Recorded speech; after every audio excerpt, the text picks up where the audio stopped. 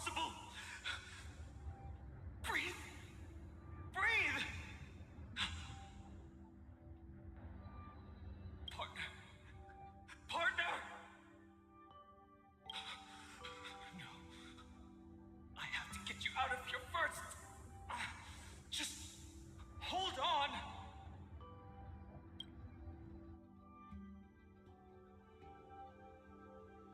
Remember? That pale dawn breaking through the endless night?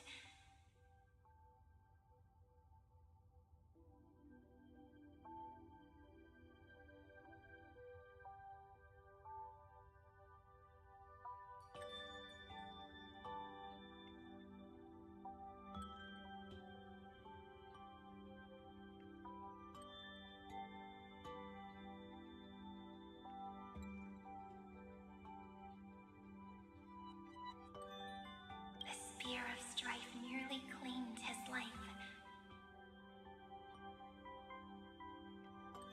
And it was you. You playing God, who cradled his body with your gentle gaze. Then, before Ornyx's altar,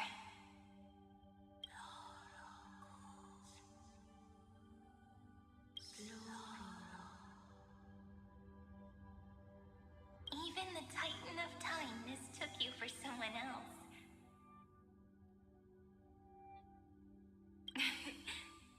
I never imagined there was a hidden truth behind our first meeting.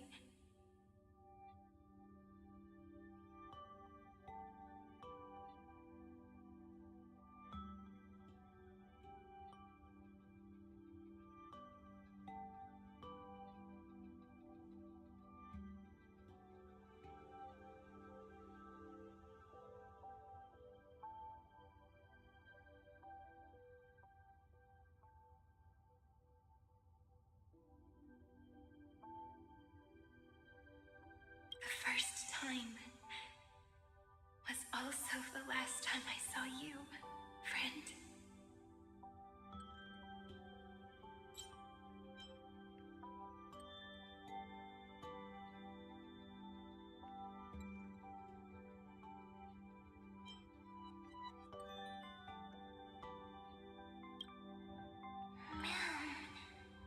Ma'am.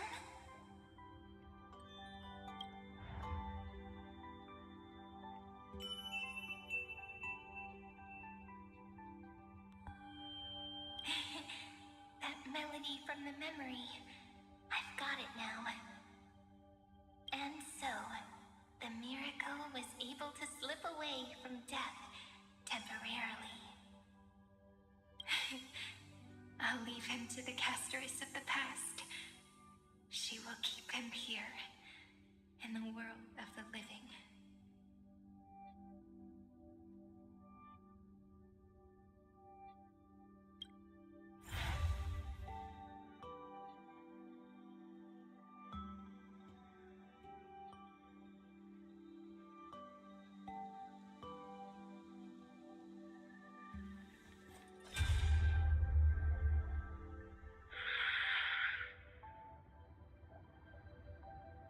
Darn it! What are these things?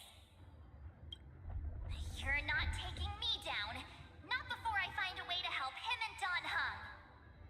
If you've got a bone to pick, take it up with my six-phased ice. March wandered all across Amphoreus for 97 days straight, chasing one goal: to save her friends. And with her bow and arrows, she brought down every obstacle that stood in her way. So that's how it happened. My skill with the bow. I owe it all to March.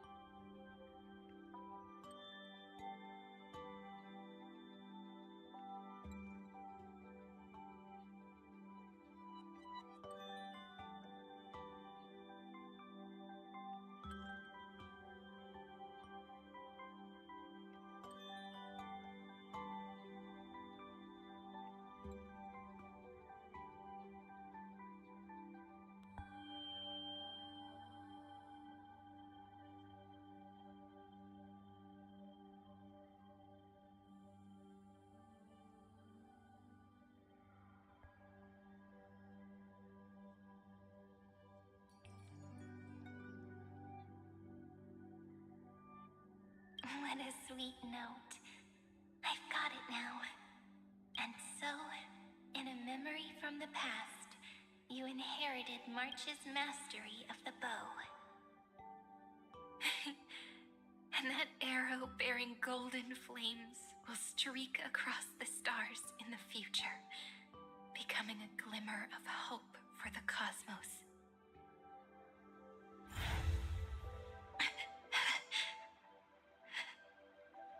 Are you okay? No worries. I'm just a little tired from all the walking. You really need to work out more.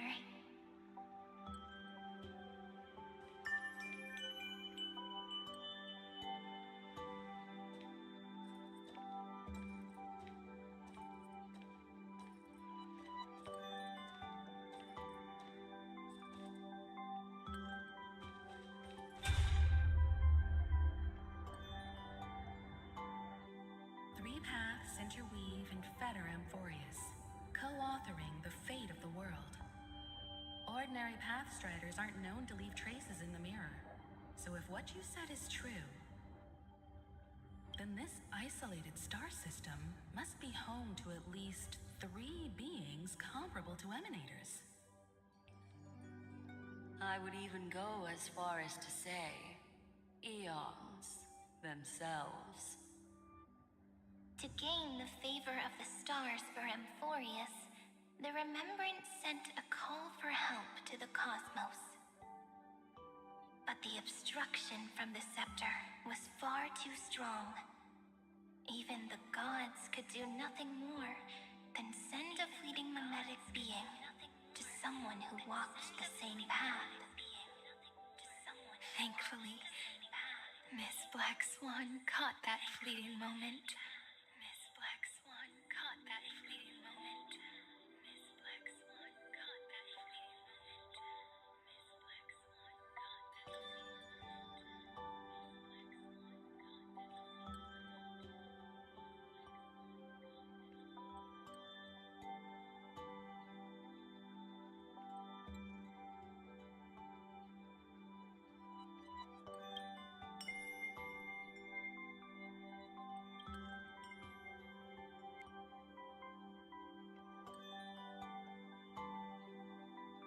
No, that signal drew some unpleasant attention as well.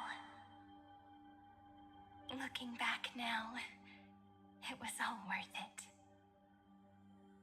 The cosmos showed us a kinder face. Thankfully, she has a different understanding of the Remembrance. Miss Evernight once said that the Remembrance wasn't looking after Amphoreus, but rather scheming and preparing to devour the paths. Her deduction was perfectly logical, but she failed to account for what the humans in this story could achieve. Maybe I have a scheme of my own. A scheme that will bring happiness to everyone. Please keep helping them. And the others in the future too, Miss Black Swan.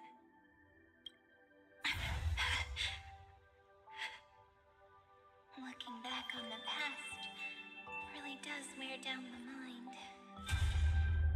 And wears out the body too.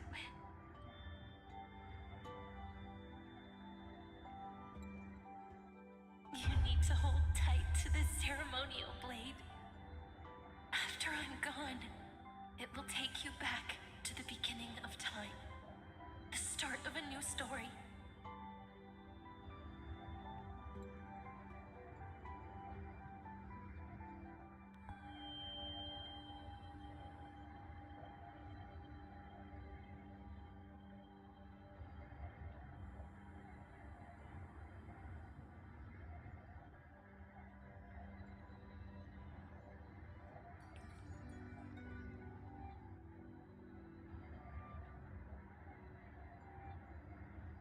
I believe that in that story, or in countless stories, each alike yet unique, everyone, all the alongside the deliverer we once dreamed of as children, will reunite beneath a vast, endless sky.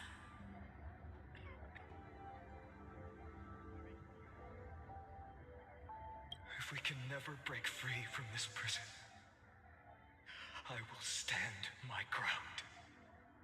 Until the day someone shatters this endless cycle and writes the final chapter of Amphoreus' fate. In the blink of an eye, we have returned to the turning point of fate. With nothing but a fragile sliver of hope, we embraced 30 million cycles of futility and began the eternal recurrence. I still remember the first time I saw the god appear in a dream, looking at me from behind a thin veil of crystal. Back then, I wondered if they might be someone with ill intent. But now, I finally understand. She was always standing beside me, and she is so very beautiful.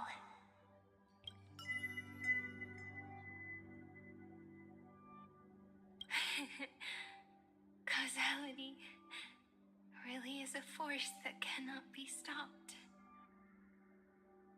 Even if I wanted to leave a few more words for Cyrene, it seems I no longer can.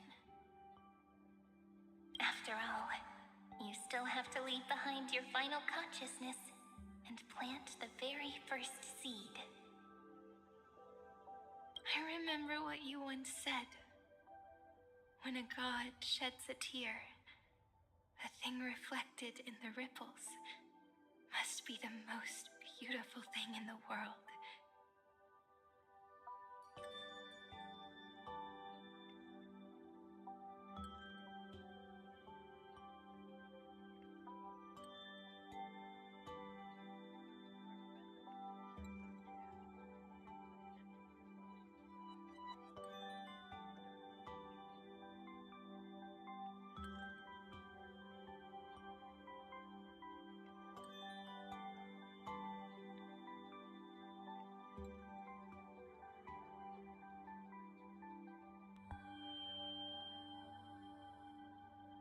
But do you know what Amphoreus saw when its heart was born?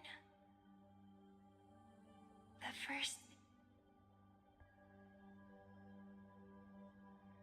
0. Looks like you figured it out. Sometimes, all it takes is a change in perspective to reveal something truly unexpected. Don't you agree? That's right. Turn these numbers upside down, and you'll see a beautiful eternity. Something we believe in.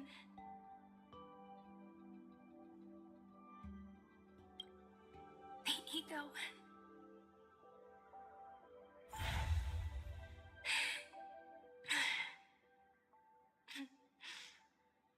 Looks like time's running out.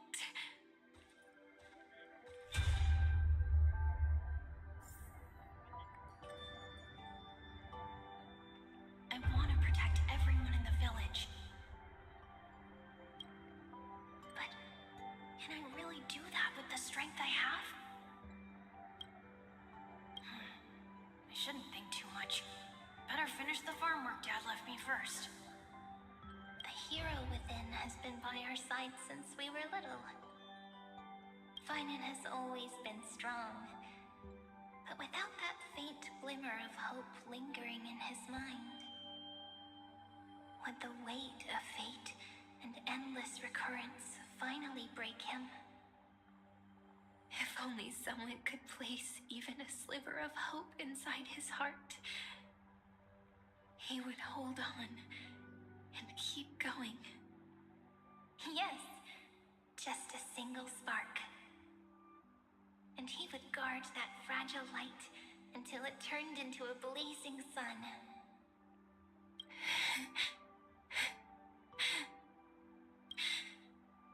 I no longer have the strength to make the hero within look like him. So,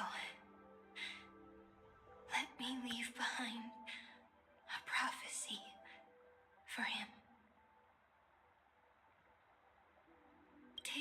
wish with you.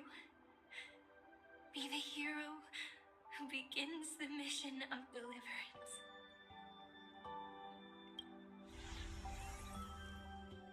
As prophecy foretold, you will bear the blazing sun until the pale dawn breaks.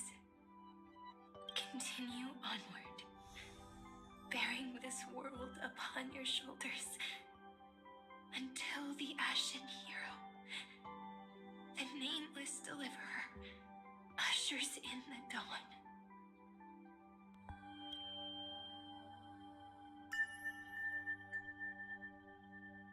Now, your eyes have seen through all of Amphoreus, from the end back to the beginning.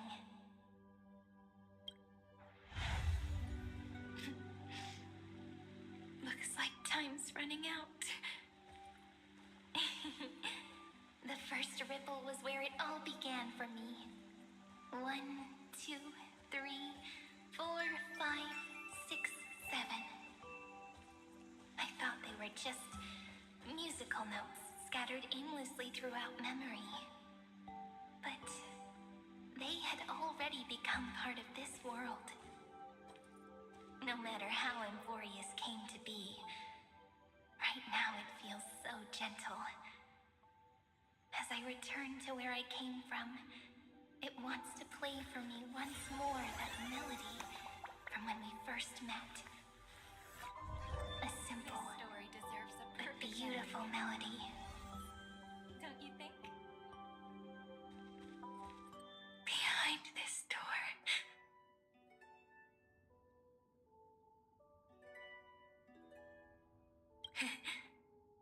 I can smell it. The scent of wheat fields. You're clever. I bet you figured it out long ago, didn't you? The end of this journey back. The final gap in Amphoreus. It leads to the place we both call home. We can finally go home. Are you ready? If you leave memory at the very beginning of the story and cast the first stone, that final gap in Amphoreus will close. The causal loop of Amphoreus will become a fixed point in the stars. And if I don't do that, then this world and the cosmos beyond the sky might still fall into the destruction. There's no way we would let something like that happen, right? Exactly. I remember that tree in Ide Silicii. It grew all alone, unable to go anywhere.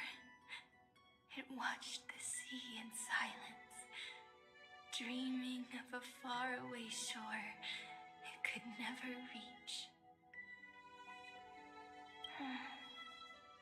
But now, a tiny boat sets sail. It carries a seed of hope, plucked from the tree, and heads into the great beyond. Even if the boat's shadow fades quickly from sight, the tree knows that its wish will bloom on the other side of the sea. In that moment, it must feel happiness, right? The way you brought it up, now I kind of miss that tree too. Come on, let's go home together. Take it with us, back to the sacrament courtyard. Let it become remembrance's anchor, tying together the times we knew so well.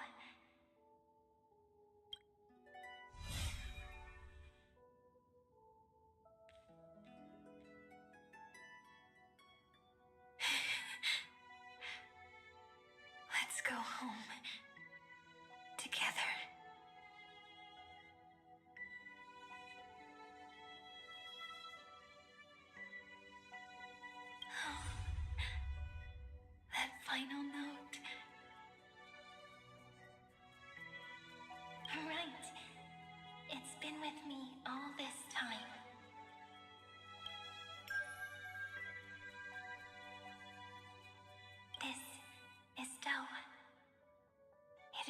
also the first note. The one from the first time we met. And the one that stayed to the very end. Heidi Silicii. The place where it all began. It's like time itself has stopped. And the breeze and the sound of the waves never seem to rest. We've made it. The Sacrament Courtyard. This is the place where we first picked up the ceremonial blade. And where we first began writing journals. Now, the journey through memory has reached its end. Once the anchor is placed, what awaits us is 30 million lifetimes of reunion. Moving again and again. Endless farewells. Do, re, mi, fa, sol, la, ti. And with them, endless encounters. Ti, la, sol, fa, mi, re, do. Such a happy scale. Whether it's for Cyrene, the Deliverer, or every sprouting branch of Amphoreus, I leave this tale of love here. May the river of time flow backward, bringing scenes of the future before our gaze. In the eternal land that no one remembers. The legend of the Trail Place is about to begin.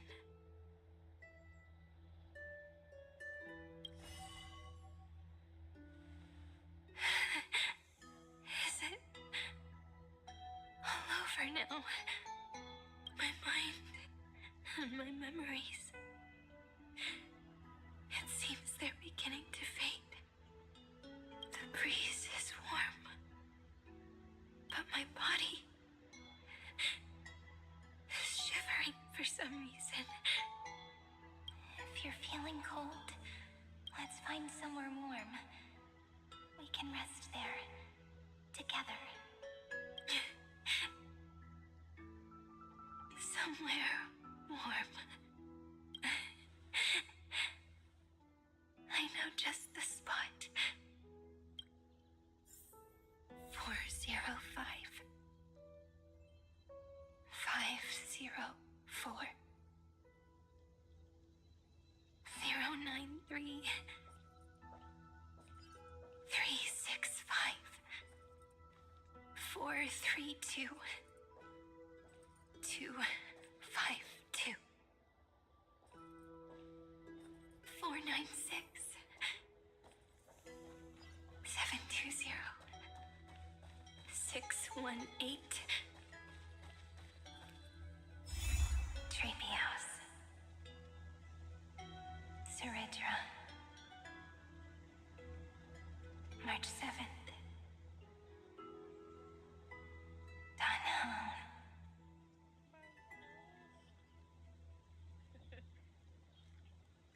Electra. Hyacinthia. Caslana. Anaxagoras. Aglaya. Midemos. Castorus. Cyphera. Cyrene. And you. Look. Everything is already as we've written.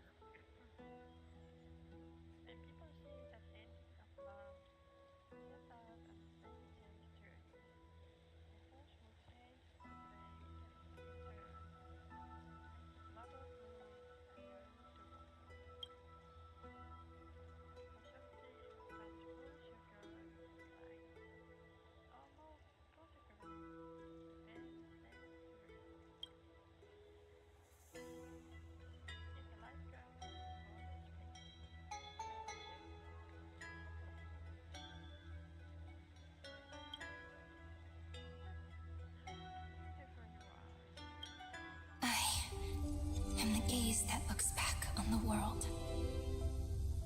How fortunate we are. In this cycle of cause and effect, humanity never looks to the gods for guidance. The ones who pick up the pen and write miracles again and again are always ourselves.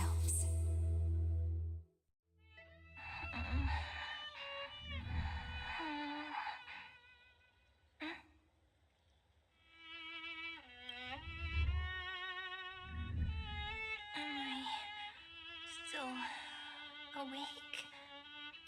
Peach, where are you?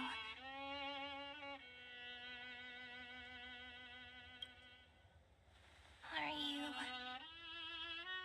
still here?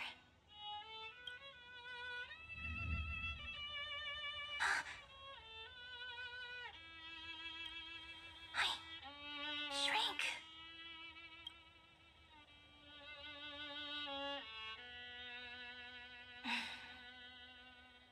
So that's how it works. When memory drifts away with the breeze, love leaves behind a seed and turns into lament.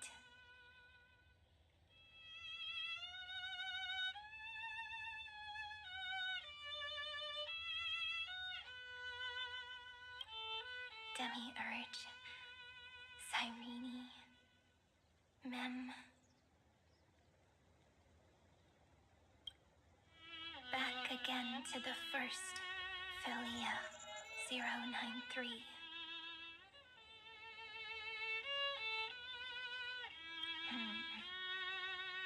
I always do have my charm.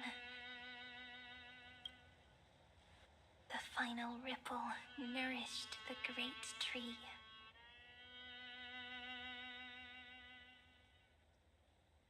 And from it grew a single pink peach. We've been playing for so long, and you still haven't told me your name! I've told you so many times already. You're just forgetful. My name is Livia. Livia! If you forget again, I won't tell you next time. Livia. Got it. Then you have to remember mine, too. I'm Piso. I always remember. So, Cyrene was just a pen name after all. So sleepy. That drowsy little fairy barged into my mind again. The last of my memories are slipping away. I wonder what this world will look like when I wake up again. I remember a cry and my name, daughter of Lady Celestii.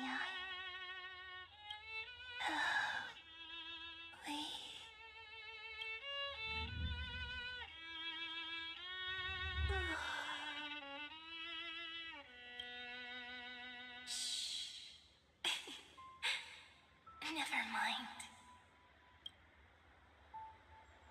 The same seed, when planted in different soils, blooms into flowers that are alike, yet never the same. But what truly makes her beautiful is each and every soul in the world. No matter what form liking takes, it is still precious love, and I will accept it gratefully and return it with joy.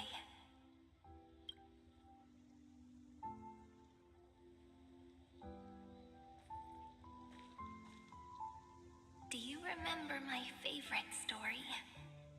That crystal flower was so beautiful because it reflected the eyes of the little fairy.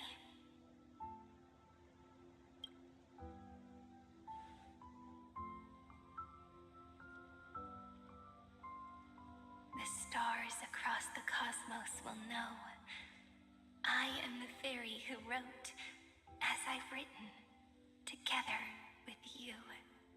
And in your heart, I know I will always be given the name I love most. The one you gave me. After all, we've always been in sync.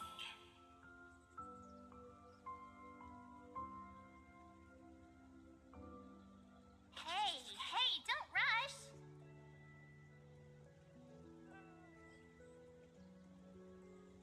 Slow down. Let the words settle. We have plenty of time. In Amphoreus's month of mourning, all conflicts across the land come to rest. On the 11th day and night of the month of mourning, the dead will part. The living will embrace. The snow will fall. And bonfires will rise to warm every heart aching with lament. It may sound heavy, right? But on this day, laughter always rises louder than tears. Because people understand that parting is for the next reunion, and sorrow is so we may love more deeply. That is why this day is her favorite of the year. Under the same sky, across 8 phases of the moon, 13 heroes composed an epic together. 1 plus 8 plus 13 equals 2 11s.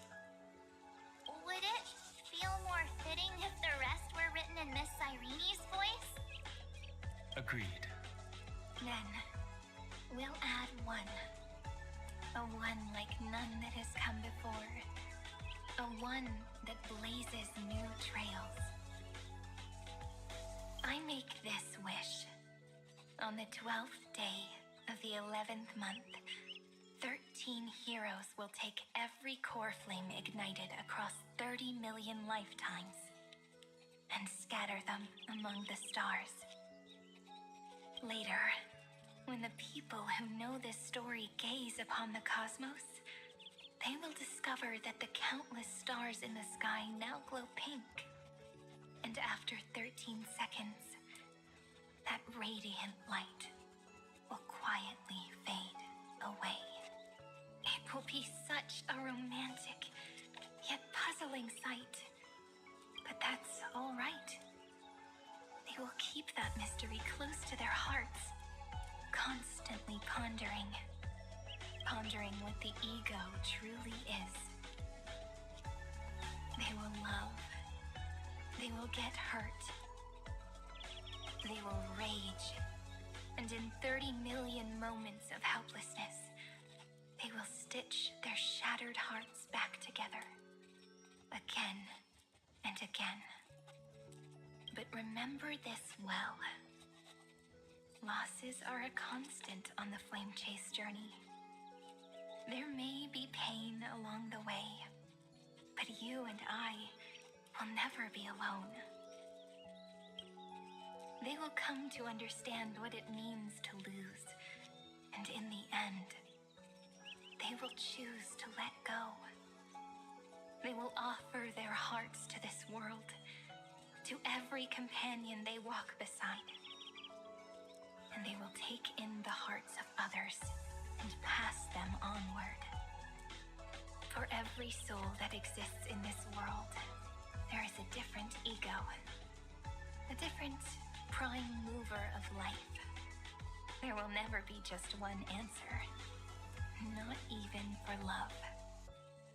But when people gaze into the night sky and love what is fading with the same resolve they have to praise the stars, I want that soft, gentle pink in the sky to tell them love will always be answered. This is a story about love, and a story about how to answer it.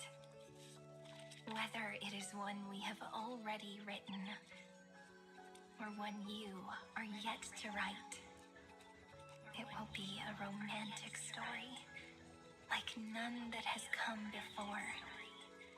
You think so too, right? And the romantic story deserves an ending that is free and complete. When every clue and thread has found its end, and the weight of the pen is no longer constrained, pour the spirit of trailblazing into it, and end this tale with the most pure and romantic period.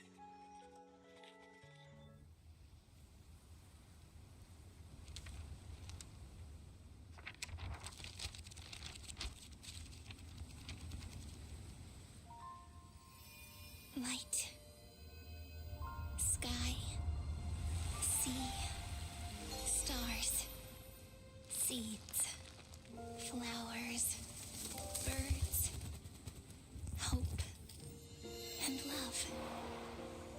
Such words of beauty were how I first imagined the world.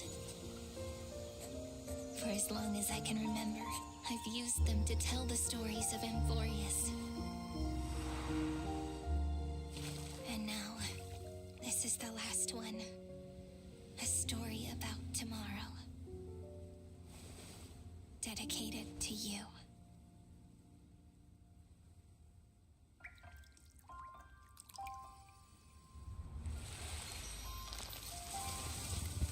Once upon a time, morning glow, scattered light, shone on you and I. Fading poems, frozen rhymes, or traces on the breeze, whispers of past reverie. Please let me linger for now, enveloped in your sound. Love on the pages, the ink our stories penned. No matter how it ends, I'll do it all again.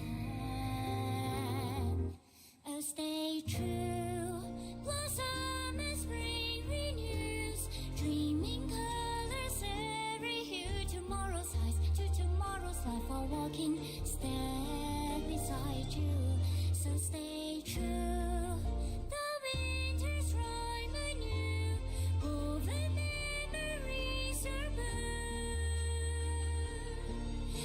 A melody, sing a song of reverie.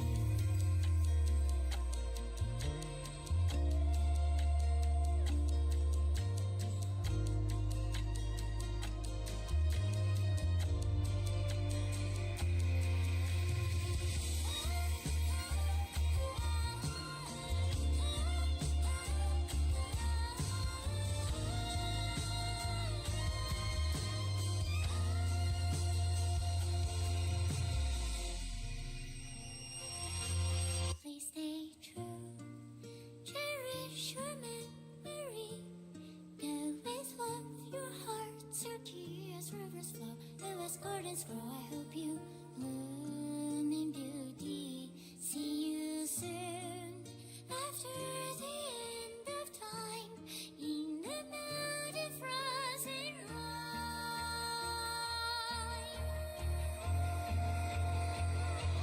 Now stay true. Blossom as spring renews, dreaming colors every hue. Tomorrow's life, while walking step beside you.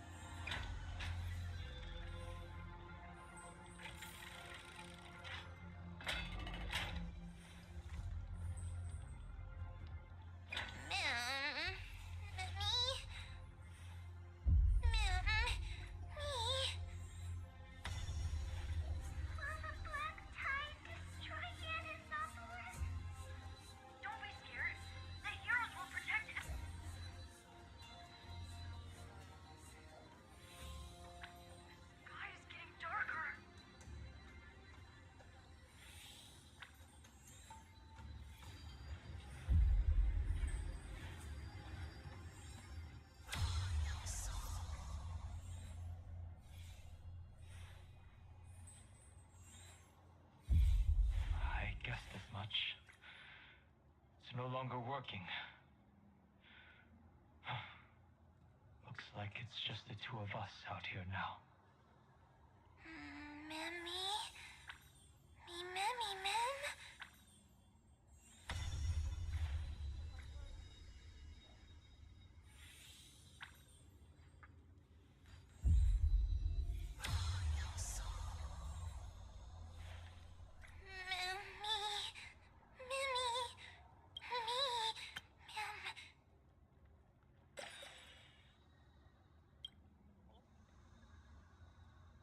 Let's find someplace safe to set up a base of operations first. This statue and the buildings we've seen so far point to a civilization here on Amphoreus. We can only hope that they're not hostile toward outsiders. Mem?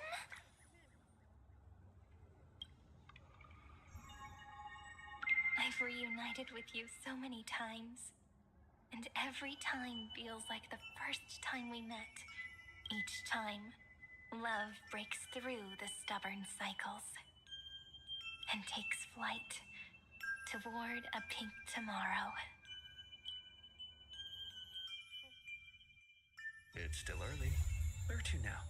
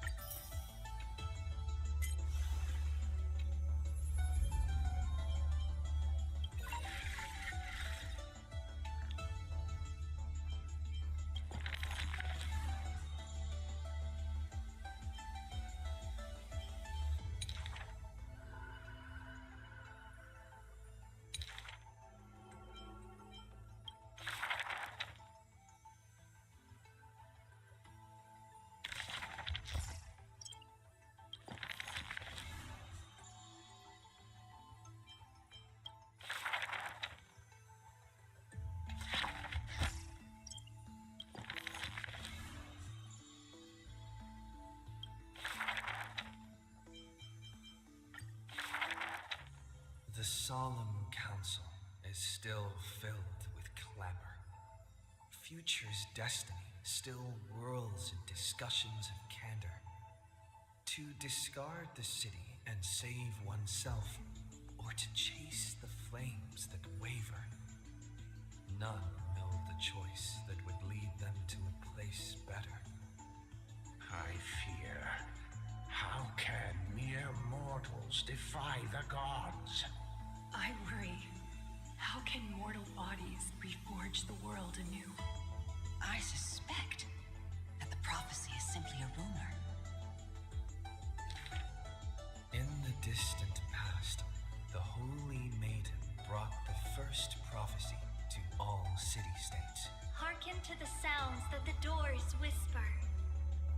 In the name of God's proper hope she will give to humanity. Though she falls into confusion, she will bring guidance to this world in vigor. Overthrow the gods, it declared. Of the previous journey, she will always remain aware. The Queen of Laws lifted the flag to chase the flames' flare. The tripartite prophecy guided all the world's heroes, all who dared, and building a new world was their oath of yesteryear. The earth roared for them, the tides surged for them, the scales of destiny shivered violently, then slowly calmed. The core flames of the Titans rested here, while the blood of companions congealed over there.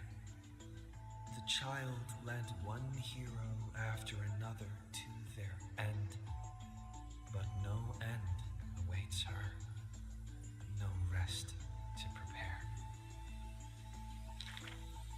Teacher, do not hesitate.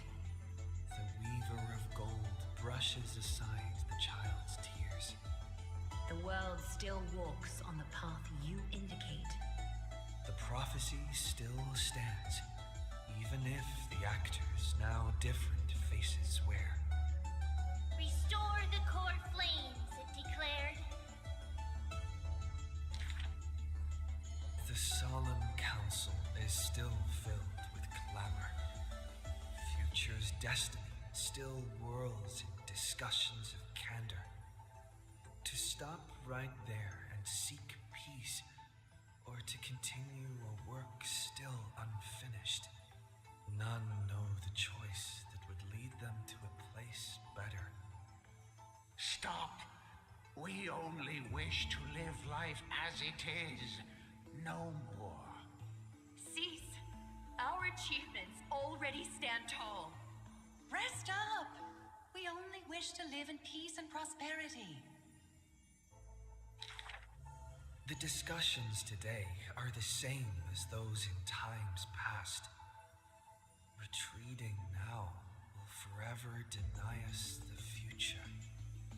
The child has already conquered her confusion and fear.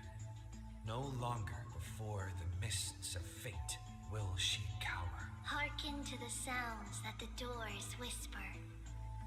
She travels through myriad passages, burning with determination to once again bring light to humans through her endeavor. The children fly into the streets, wishing to encourage the residents' faith. Please, be not afraid. We will definitely bring you to a new home. Lady Trevi, Lady Trinin, please don't cry. Do not worry. We trust you always. The matron wipes away the tears on the children's faces. The praying ones piously bless them in faith. The lost ones take the children's hands, just as the prophecy guides their path. Bear the divine authority, it declared. Quiet Trinin has little to say. Lively Trianne loves to play. And well-behaved Trevi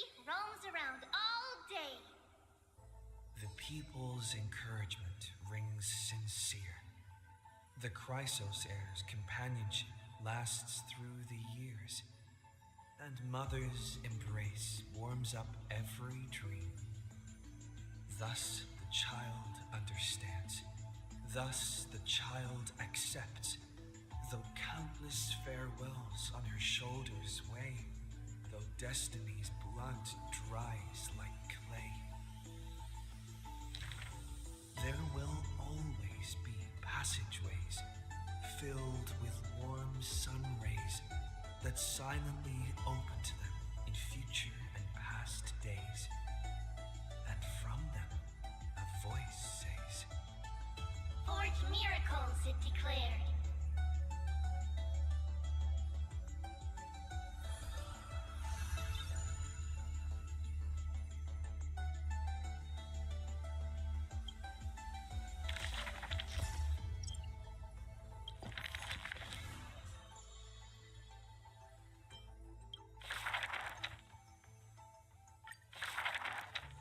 Who would win? A young girl emerging from her sheath and showing her edge, or a tyrant who has emerged victorious from 100 battles?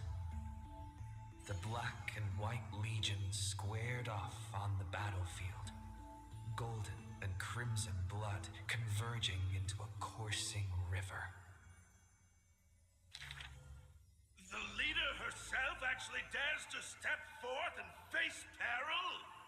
The tyrant charged toward the exposed gap in the king's flank, and instantly fell into a trap of raging flames and iron rain.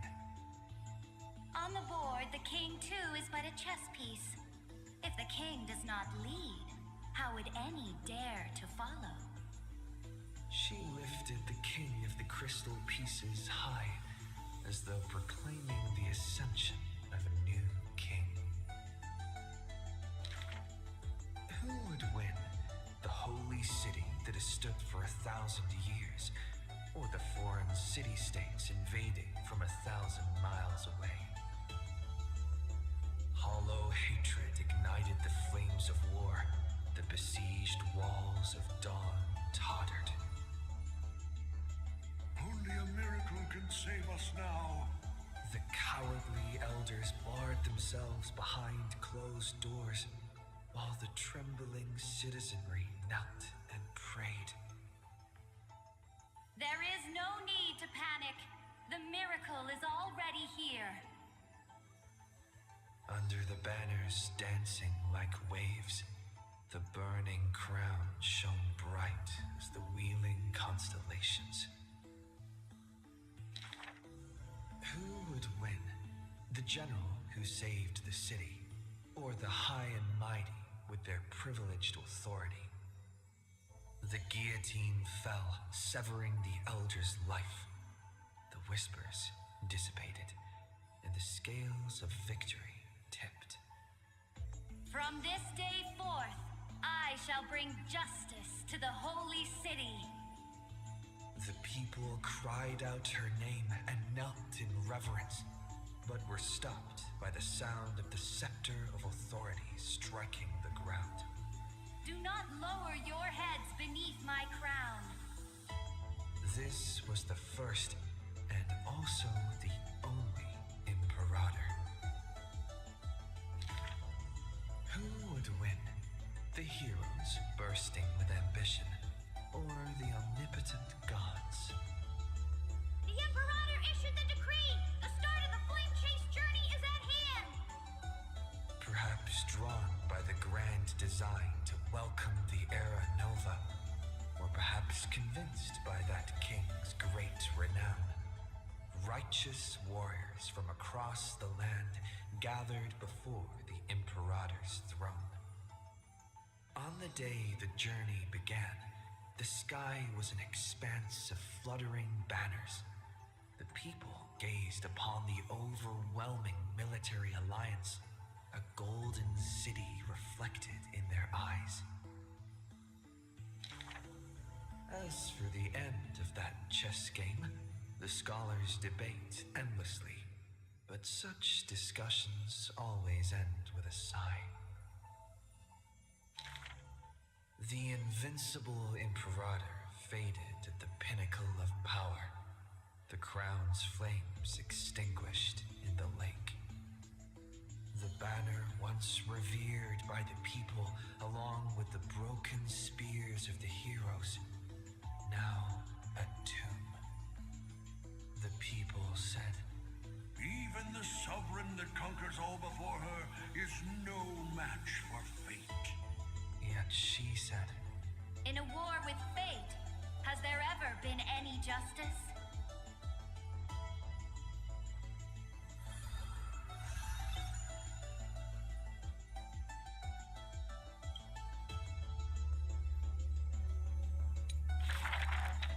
Back then, the tides of the Chrysos War had not yet engulfed this city-state of Talentum. And the young princess inside the gates once loved to roam without worries. She snuck into forbidden grounds while the servants were away, but was shocked by what she saw on that day. A chessboard, a stack of pieces, and a strange woman. The board dissected by daylight and shadow, the pieces polished from rough stones uneven. Fancy a game? If you are my match, then I'll call you my friend. The stranger's voice was husky and coarse. If you can beat me, then I'll call you my teacher. The princess proudly retorted. Despite the bravado, the princess had never touched chess. The defeat made her study in earnest, acknowledging the other as a teacher. Well, first she learned the knights, bishops, rooks, and queen. Then how to defend, attack, capture, and checkmate. I have learned all there is to learn. Barely out of childhood, the princess raced into games of chess. Those who looked down on her faced many losses. Those who glorified themselves forfeited in a mess. At her prime, none could rival her at all. But she still recalled what the stranger said. My origins bring dark omens, so never tell others where your teacher is from. Then, the waves of the Chrysos War washed over the world. The Achaemens welcomed a ruler. She was deemed Imperator and loved to play chess with herself. She regarded all things as pieces, whether Chrysos heirs or Titans magnificent. Before every god-slaying campaign, she thought of the stranger from her childhood, as if that woman had always lived in her mind. Isn't it lonely to play chess against yourself? The princess did not understand at the time, but now she who bore the crown finally realized the flame chase's beginning was like fuel being tossed onto the fire, and in the unending road of marching banners and war cries, she finally had the time to meditate. There were often jesters behind the king, curious about her past in her old city lost to time. One claimed the Imperator was cruel, executing her own teacher. Another stated the Imperator was biased, learning from an enemy hostage. Many such rumors abounded, with no origin found. No matter. That was indeed the criminal sentence I read out. The Imperator stated evenly, My teacher was an enemy hostage whom my elders had imprisoned. Her state betrayed our alliance and must be executed according to law. But she taught me chess, So why can't I chisel the word teacher on her tombstone now? When the princess personally cleaned up the possessions of the dead, she caught sight of an incomplete game on the ground. The stranger's hoarse chuckle still echoed in her ear, laughing at the eternal fate of imprisonment, and at how the one facing her was the princess of the enemy. Is this your final game for me, my teacher? The princess imagined the end game over and over. Even when she took the imperial crown, she still dreamt of the black and white board. The concealed truth suddenly dawned on her during a more difficult contest in the future. An unfinished game might be the opponent's lifelong barrier.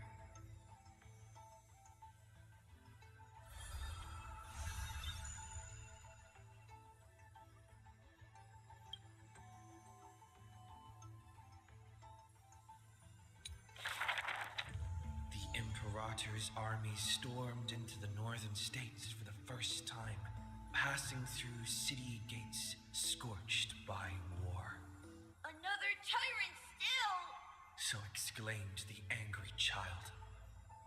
The rock tossed from up high hit the girl's crown. The crowd shrieked and retreated, fearful of a ruler's flames of fury.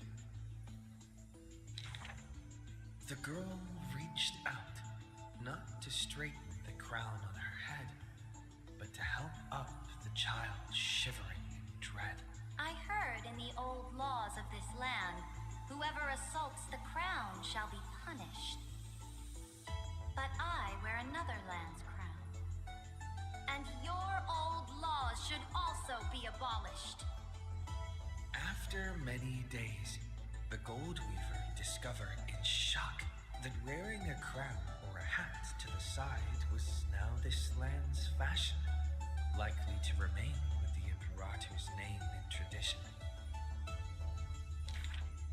The so-called heroes with golden blood in their veins all have the qualities to fight for the core flames.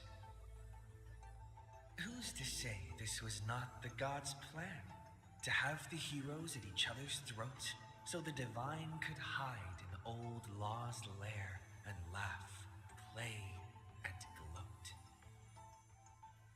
Who made this world a chessboard and with one stroke, one river, created the boundary between God and man?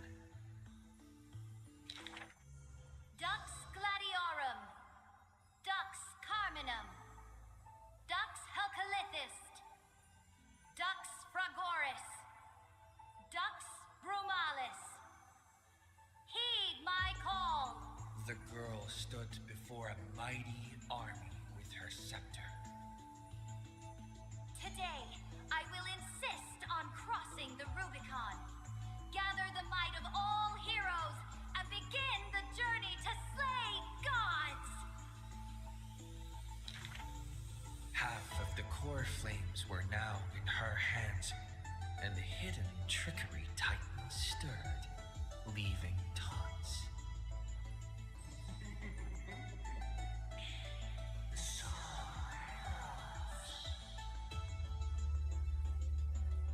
The Imperator summoned the heroes to discuss, finally stopping after much hesitation.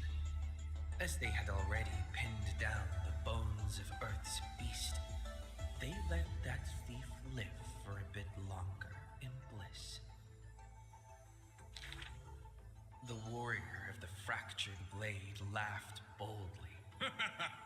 Our sovereign is good at open strategies and struggles with trickery. But where is that live fish? The Imperator replied with a chuckle. Her? She probably disliked the scent of cats and submerged herself in the baths. The years spent with her dukes didn't seem too far distant. Yet only after the end of many wars did the heroes discover how the Imperator's form walked more and more alone. The road of a ruler is a lonely one. One day, we'll only be able to see her retreating form. The Swordmaster of Singing Waves was worried too. When all others had departed in intoxication, the two of them gazed into each other's eyes, towards torrents deeper than their fates, and sank into profound silence. Drink one more cup with me, my dear follower. In the end, the Imperator first broke the silence. When compared to the taste of salt and blood, I sometimes miss your ambrosia. About the destruction soon to be born and the eternally occurring extrapolation, the anti-Cthulans spoke of all this in words unceasing. So this is the old world I must fight against. The girl's expression bore no sorrow or tragedy. Instead, she looked more solemn and ready than ever.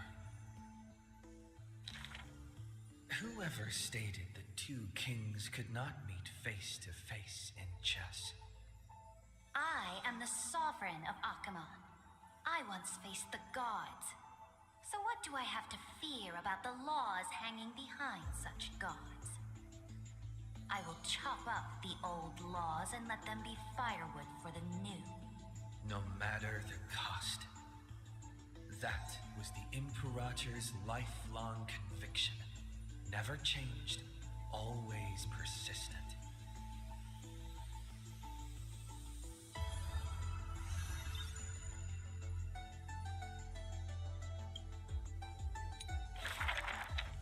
I dreamed that the Imperator's statue stood before the world-wearing altar, her gaze level with that of the gods.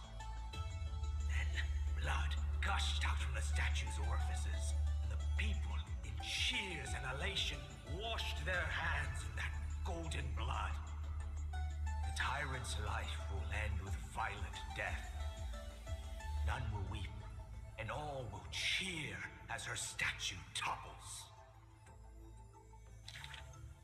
She will die before the dawn comes. A vengeful aristocrat, one whose title was stripped by the Imperator, thus spoke. We cannot agree with your excessive deeds. You have imprisoned Trevios' split selves, demanding that divine authority regress into the ruler's mouthpiece. We will reveal your future with the prophecy. And tell in truth, your crusade will indeed be a smooth path. Yet in the same breath, we see omens of your death, a demise in an absolute pure darkness. Even so, please excuse us, as our eyes continue to be drawn to your crown's flames. Dux Fatorum. We don't exactly hate that name. In the name of Yanasopolis' priestess, holy maiden, and oracle, thus spoke the Imperator's Dux Fatorum. Allow me to remind you, your life is now on a countdown with the fall of law, and you will become law. I must confirm, is our deal still going strong? Is the future I promised you more satisfying than the future in the prophecy?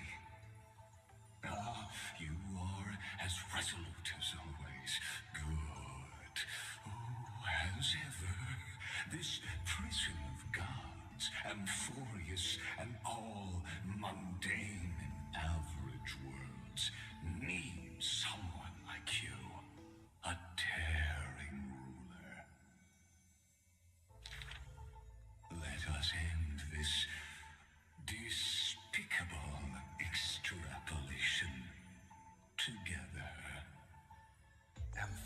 This is Theoros, the Imperator's co-conspirator, Lycurgus, thus spoke.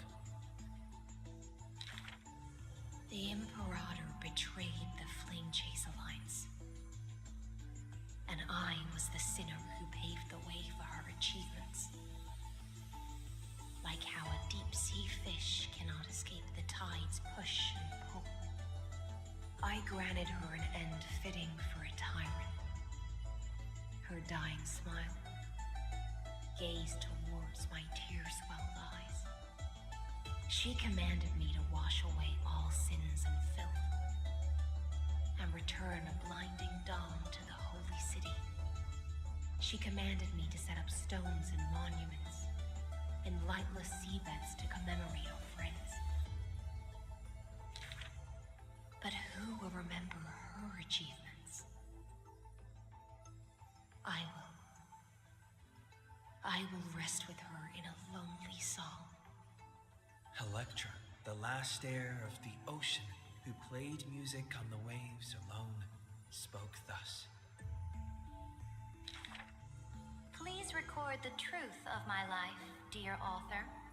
No need for words of praise or solemnity. Just as I once instructed Dux Carminum, the histories of rulers are not for recording our merits, but for warning future generations.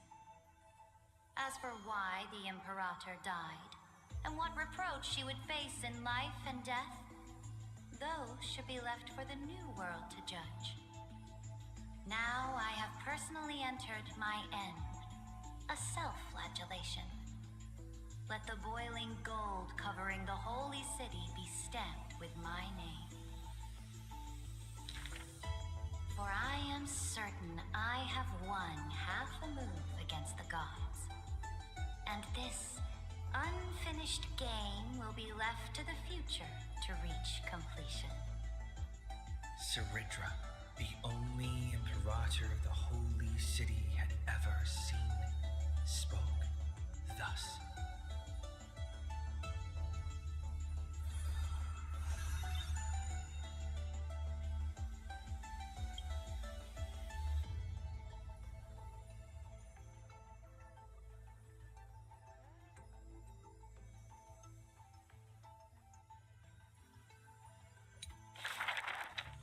Who will win? The fanatical followers of the Eon of Erudition, or the audacious plots of the monarch playing against heaven? The Atavissearch Forest's monkey creatures, the steel soldiers reviving the Emperor, that Theoros' visage of arrogance. On her chessboard, all faded to null. In the name of Amphoreus, I will grant freedom to the blindly faithful. The monarch stood before the inorganic throne, driving the scepter into the Emperor's vacant gaze.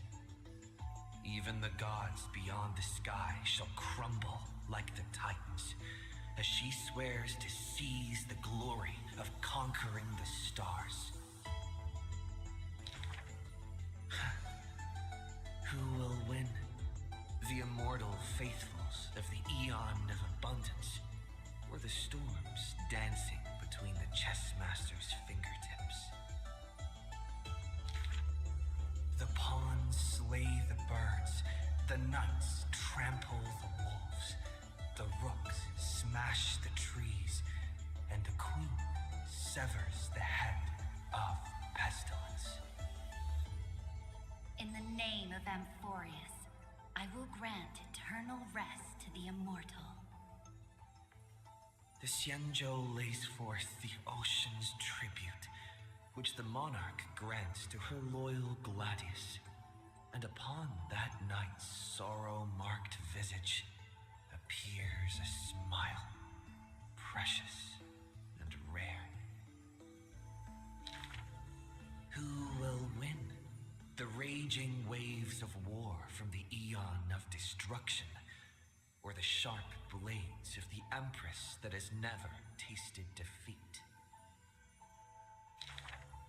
Even in the face of the power that swallows the stars, neither monarch nor subject faltered. They would prove their golden blood outshines the lifeblood of the gods themselves. In the name of Amphoreus, I will grant destruction to the destruction. The monarch's core flame supplants the flames of annihilation. Soldiers drink deep of the golden blood of the blemished one. She has slain the wellspring of tragedy, once again usurping destiny's crown. Who will win? The light of the esteemed gods beyond the sky, or the core flame lighting up the world in the Imperator's heart? The fury of the stars surges forth, boiling at the edge of the galactic empire. Mighty factions will surge into her realm, yearning to seize back the splendor of old. In the name of Amphoreus. Stellar winds scatter the enemy's remaining ashes as golden blood once again congeals into familiar epitaphs. The master of the infinite cosmos lifts the edict high, declaring to her boundless, ceaseless realm, I shall conquer the heavens, and all stars shall submit. Chuckling, the Imperator tosses her final pawn, her previous delusions withering away during the game. She wiped off the formations that were purely imaginary and caught a glimpse of rust blooming upon the throne. On the night before the monarch faced fate, she left behind a grand dream of conquering the stars.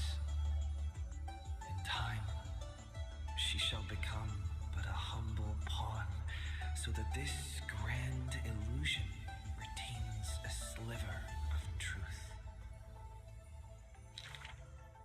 This world's game is nearing its conclusion, but in the distant future,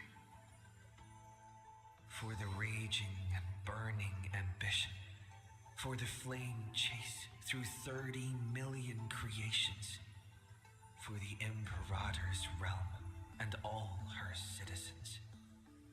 Who will win? I will win. Amphoreus will win.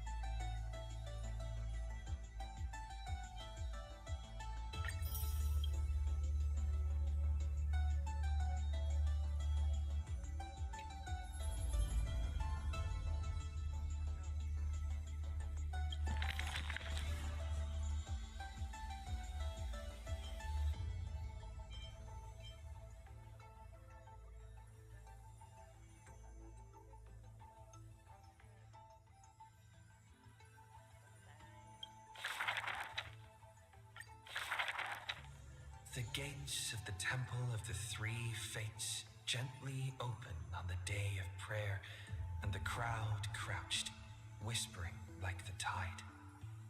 The priests of Janus listened to the prophecies. The unwavering axis of the scales of Talantin maintains balance, and only Ornyx remains silent. Mother.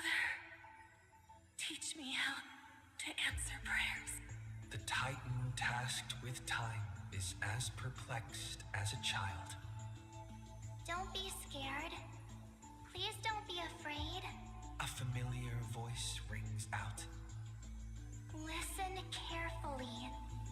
The future they want is in the past. Like the first light of the morning star. Really? In the past? The child sank into a peaceful slumber of recollection, whispering revelations in their sleep. Until the masses crying out amidst the flames of war were swept away by the sounds of sharp swords locking, the fires of ambition incinerating the law. Mother, usurper, assassinate the divine body. Memories are tightly entangled by nightmares with nowhere to run. Don't be scared. Please don't be afraid. An unfamiliar voice rings out. Go to sleep. The ending they want is yet to be born. Like the warm glow of the setting sun. Really? Not here yet.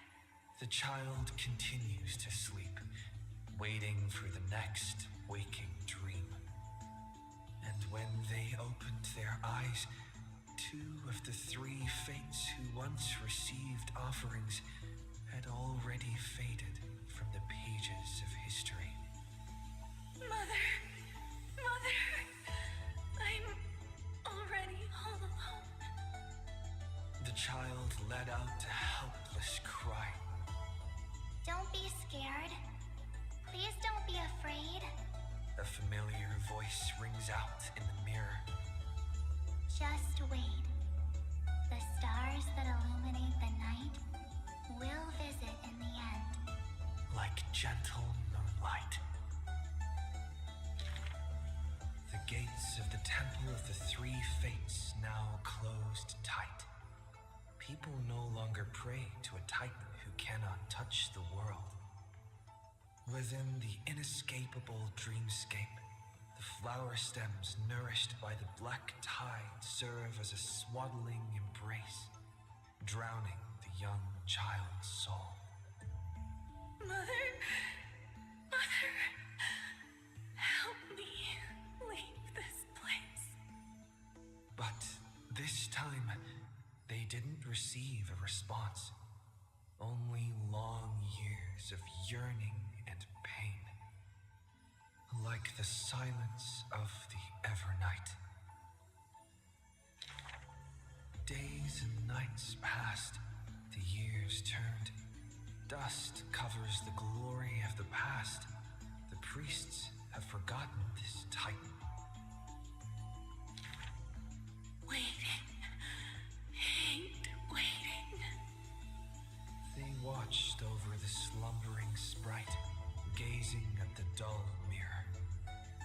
But a fleeting mirage flickers in the mirror, the shining stars and the lights of the home, and a strange yet familiar voice. Wake up! Our familiar old friends have already arrived. Like the newborn dawn.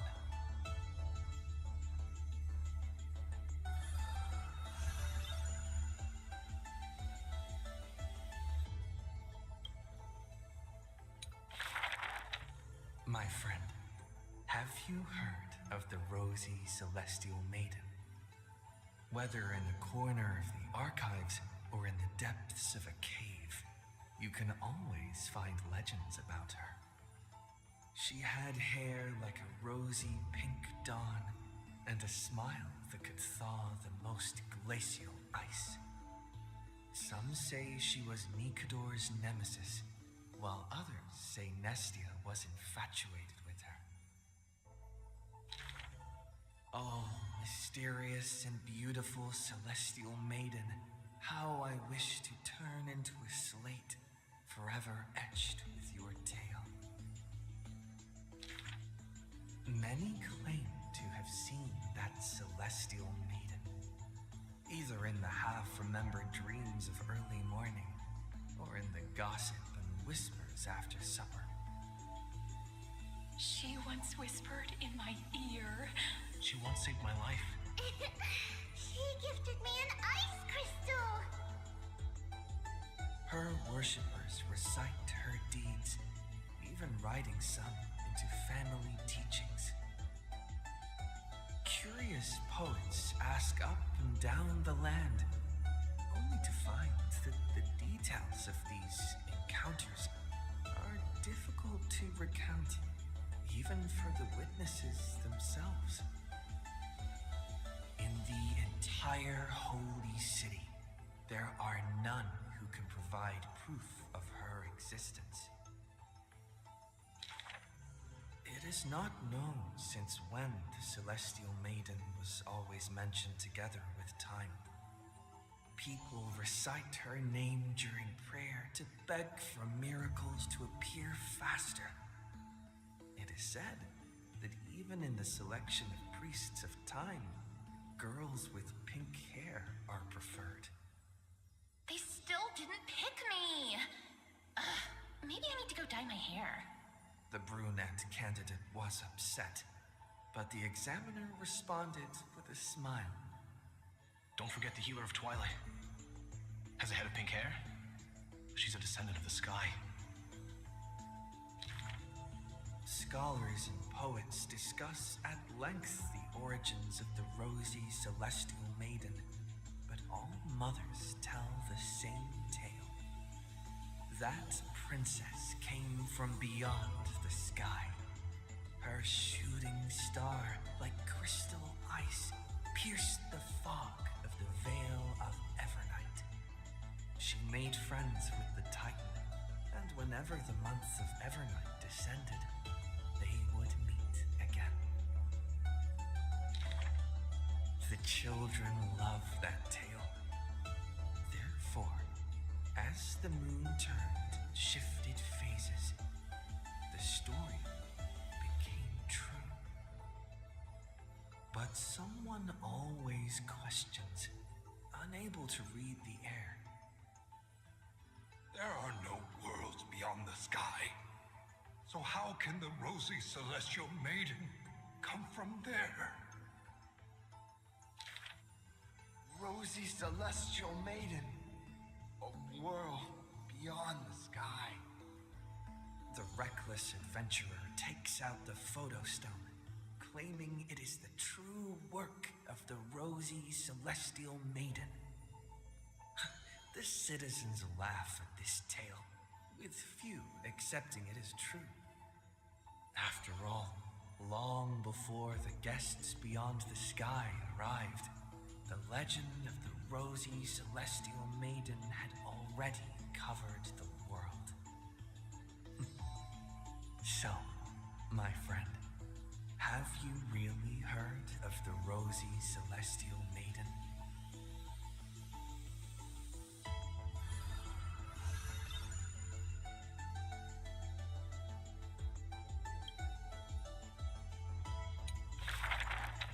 Before arriving at Amphoreus, our last stop was Dan Heng's homeland, a place called Xianzhou. Xianzhou is just a general term. This starship is called the Lo Fu. I had some wonderful times there practicing swordplay. By the way, which is stronger, the bow or the sword? I'd say the sword. It can cleave a mountain in half. You've been watching too many Immersia. I've been working my butt off just to avoid using a bow. Come on, let's become weapon masters together. To master a skill, one must first find a mentor. And I ended up with 2 of them. So, sometimes I run laps, sometimes I lift weights, and sometimes I do both at the same time. Looking back now, those days were really fulfilling. No pain, no gain. Am I right? Between sword practice sessions, I occasionally hit up the some delicious eats. Oh, Master Yun Li was right. These berry pheasant skewers are absolutely delicious. Hard work pays off. This girl's been up at the crack of dawn every day, and finally defeated countless formidable foes. I can testify. March really did defeat countless training dummies. Those wooden dummies aren't exactly easy to break. It takes real skill. Every hero's story needs a villain. And when it comes to the great heroine March 7's nemesis, it's definitely gotta be Scott. Rather than a freight skiff, maybe an IPC eco ship would suit him better. Why? After all, he's got a knack for talking like animals. During the decisive battle, I defeated Scott with my epic move, Star Shatter Shard Supreme! Did you actually master that move? Well, naming moves doesn't cost anything. There's still some space left, and I just happened to find a nice photo. Well, the floor is yours, Master Dan Heng. Don't be ridiculous. It's clearly Dan Heng's brother here. As I thought, March has some hidden powers there too.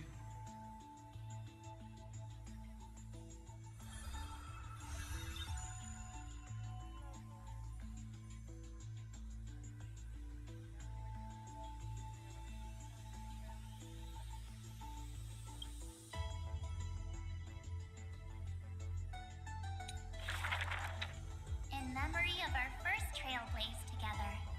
The three of us. On average, we got a wanted poster for every 3 planets we visited. If I could have used my hidden powers back then, they wouldn't have dared to draw me this ugly. Playing hide and seek with Hook was fun. Those kids under her command have quite the hidden talent. When both players in hide and seek are experts, it will turn into a contest of who can last longer without food. On the day the overworld and underworld were connected, I too took a seat on the first cable car. The chairs were so hard that day, my butt was killing me. Let me teach you a trick. Just keep standing instead. Then how could I call that taking a seat? For the sake of walking smoothly towards tomorrow, we sealed away the truth of the decisive battle, along with our memories, in a box. The juice that day was delicious. I want to drink it again. Ugh, that's Jim Roger bread soda. And what's with that March 7th themed blue and pink coloring there? That's just food coloring. Hey, you two! Don't ruin the nostalgic mood! Visiting Urillo again for the Soulworm Festival, I put on some pretty clothes specially for the occasion. Oh, look! Don't I look like a princess? So that's how you've seen yourself all this time. Well, I want to change my clothes and become a devil too. Little ice bear. A sweet little Snow White ice bear. I wonder if it's found any friends yet. I think I saw it in Penacony. Hey, why don't we turn it into a universal social media star?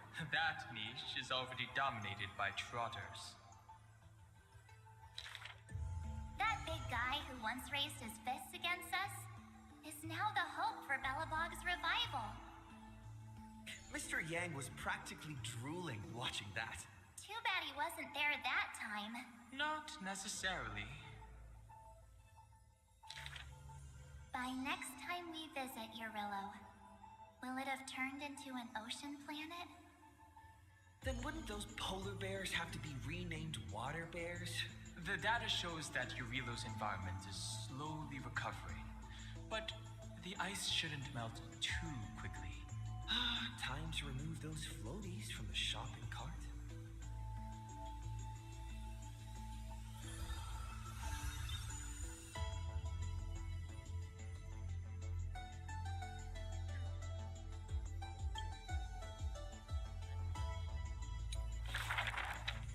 I heard I was once frozen in this ice block, drifting all over the universe.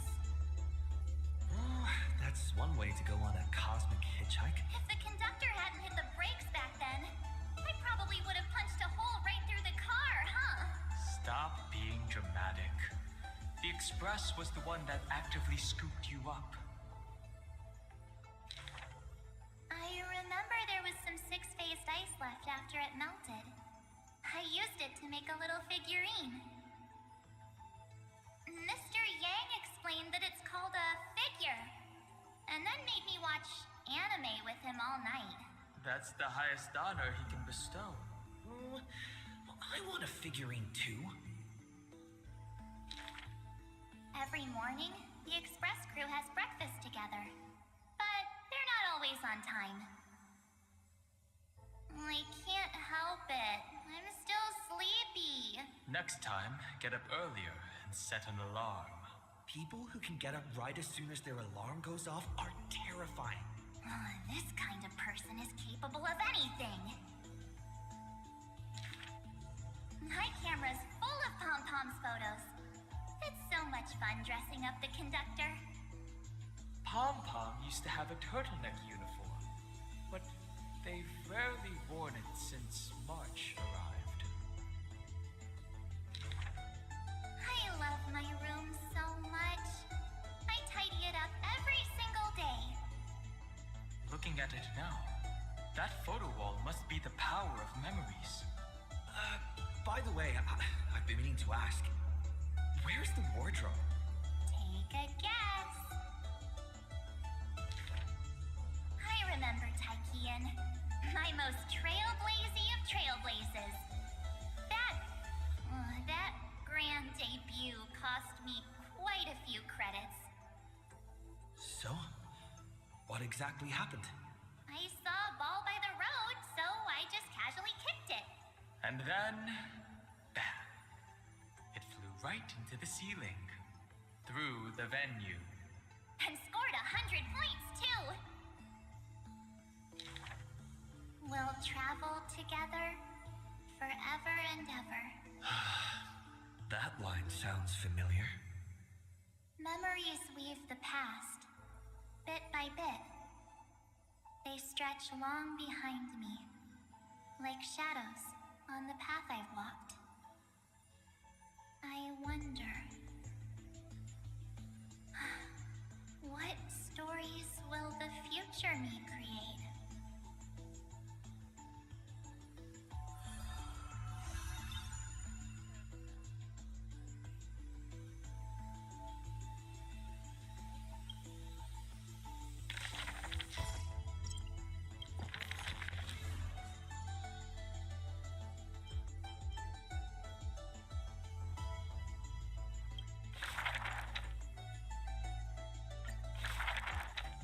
The ancient chaos was shrouded in silence and shadow.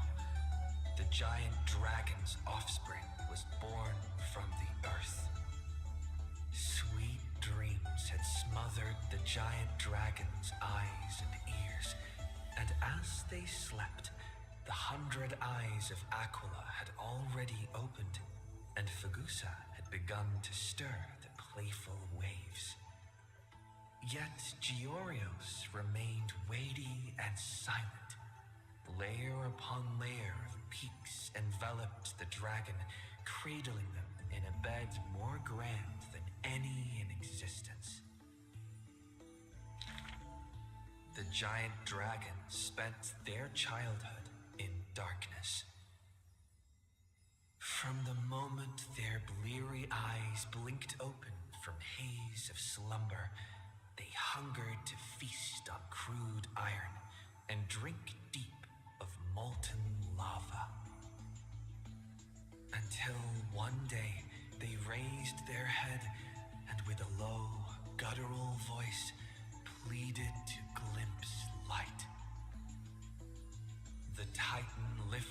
up by their ribs, slowly raising them. The dragon's spine sliced through the strata of rock, cutting open the soil. When they reached the surface, they summoned mist woven of the fire of the stars. As though seeing themselves clearly and in full through the eyes of a giant bird.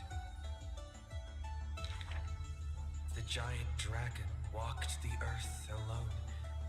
The Titan knew they were lonely and terrified too, and so sculpted new beasts from flesh and bone. In that wild, barren world, the giant dragon led the beasts of the earth. Excessively long life gifted the giant dragon with eyes that could pierce the veil of years. They witnessed the separation of day and night, as well as the entanglement of reason and romance. And even Kephili did not neglect to share with them a chalice of golden blood. The ocean teased, saying even should the earth sink utterly, they would not rot. Ever since they opened their eyes, the giant dragon rarely returned to slumber. And thusly, that mesmerizing dream that occasionally burst forth at night etched a trace on their memory. The gods they were familiar with were in this dream, and they were as immense and imposing as ever, yet had lost their freedom. Just what manner of magnificent pathstrider could imprison the Titans as mere reflections? The giant dragon dreamed also of their own path, that great breath from the heavens, or perhaps from beyond even the heavens. They dreamed of silver shards amongst the stars, reflecting the form of another giant dragon. That great cerulean dragon approached Amphoreus, the distant whispers roiling, becoming a roar engraved in the earth. They recognized the meaning in that low roar, its name, permanence.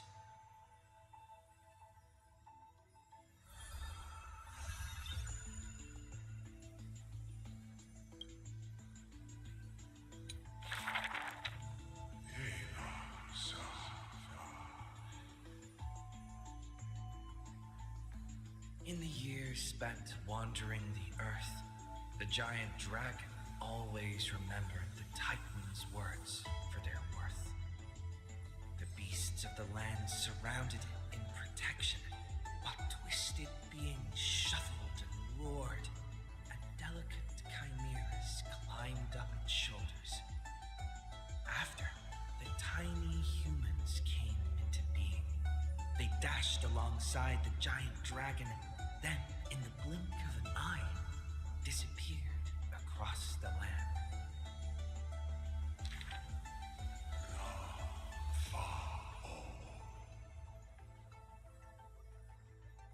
Yet the deep irises of the giant dragon saddened in gloom. The ancient creature saw, earlier than the Titan did, hidden in the deep ocean, the incoming doom.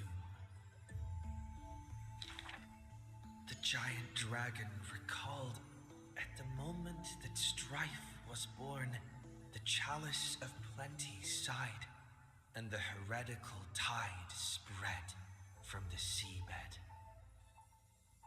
Bearing their bone-gnawing pain and agony, Giorios tightened every fiber in their body, no longer hearing the call of their creations clearly.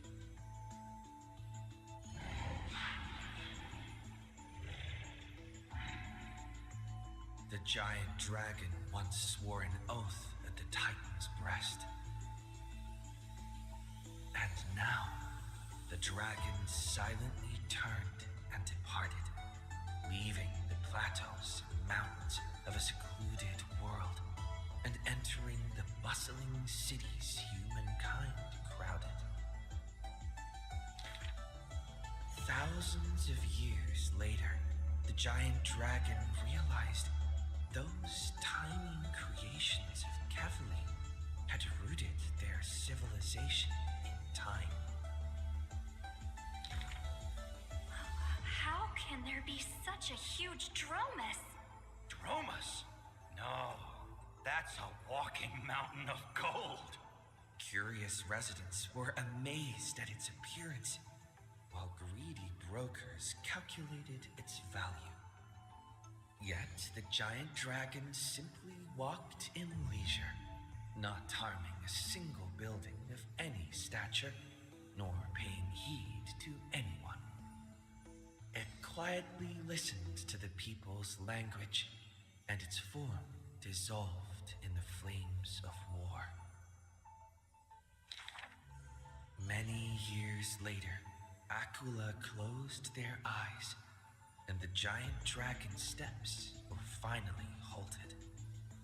A swordmaster who broke the waves stopped its way, and a ruler, commander of the chessboard, looked up with inquiry. Are you the Dromus that has been attacking all states? The commander invited the giant dragon to hunt the divine flames together. The giant dragon nodded, but it did not look at the commander, and never mentioned where it came from. Its timeless sight had already seen past the flame chase's final flight. Giorios shall be executed here! The Titan, in a painful daze, closed their eyes with a sigh.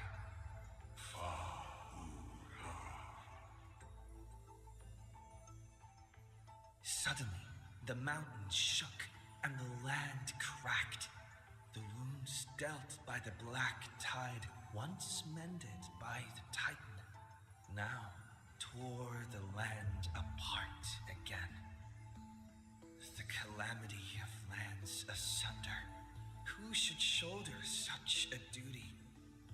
The giant dragon sunk into the earth in answer.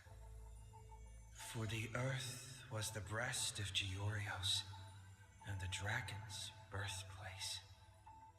And from that day forth, Amphoreus had a new legend of how a giant dragon collected the broken lands and once again made the earth whole.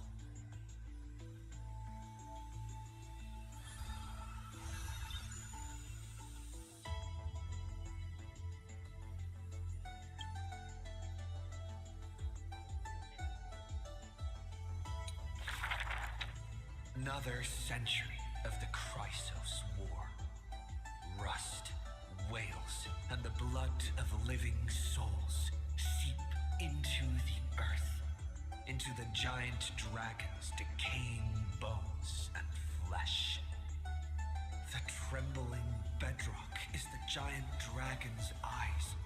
They see Dromuses reduced to laborers and food. Mythical beasts turned into weapons of war. War and flames extinguish all their siblings. Yet the giant dragon is powerless, left only with bitter silence and memories filled with guilt. For Earth's trial is to bear the anguish of every living being that walks its surface. Upon the edge of doomsday, the giant dragon's will lies shattered, its scales broken. What greeted them is not a flower-covered era nova, but a long-fallen black sword. Who we Please, surrender the core flame for the dawn. Dawn. Dawn. If this puppet of destruction yearns for dawn, then what awaits at the end of the flame chase? The torment of the black tide, the sacrifice of their kin. Is it an undeserved destiny? Or merely futile lament?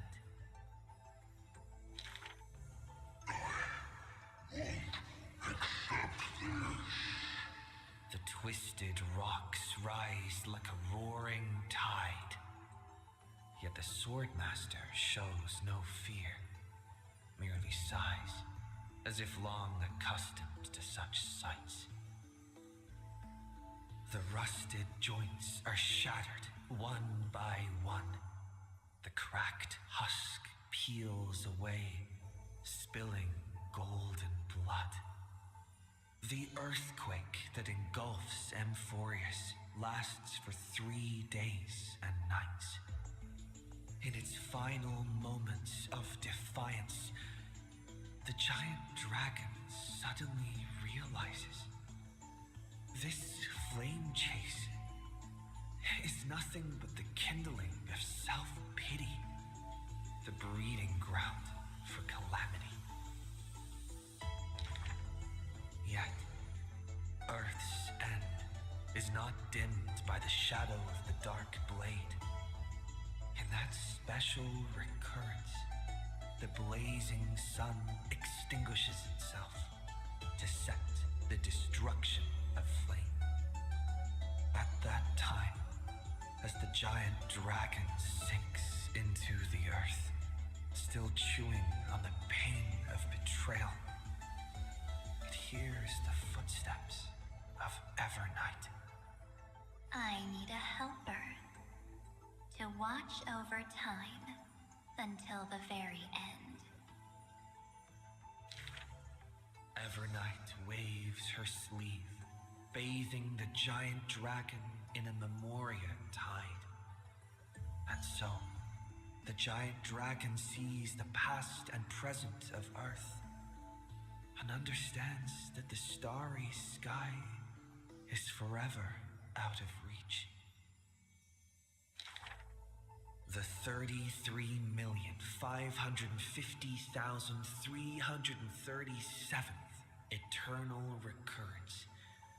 The demigod Terravox feigns their fall, using the tides of memories to dilute their existence, forging an arc with Earth's core flame. In that 1,000 years of defiance, heroes of golden blood meet their tragic end, while the giant dragon remains deaf to their plight, only silently gathering their exiled kin. The pact with Evernight is simple.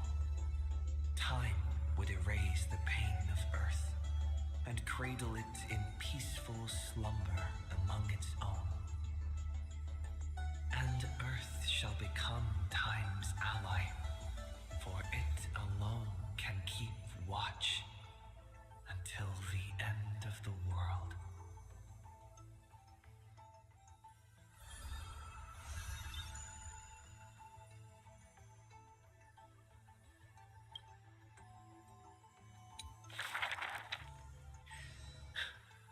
The flame-chasing heroes once scorned the giant dragon, for they refused to crush any foe beneath their feet. Oh, foolish earth beast. A heretic who refuses to serve the flame chase.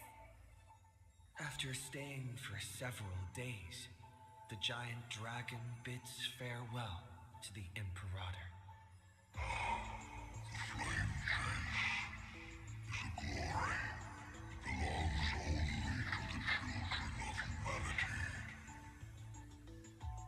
You are a benevolent beast. I had no intention of keeping you captive.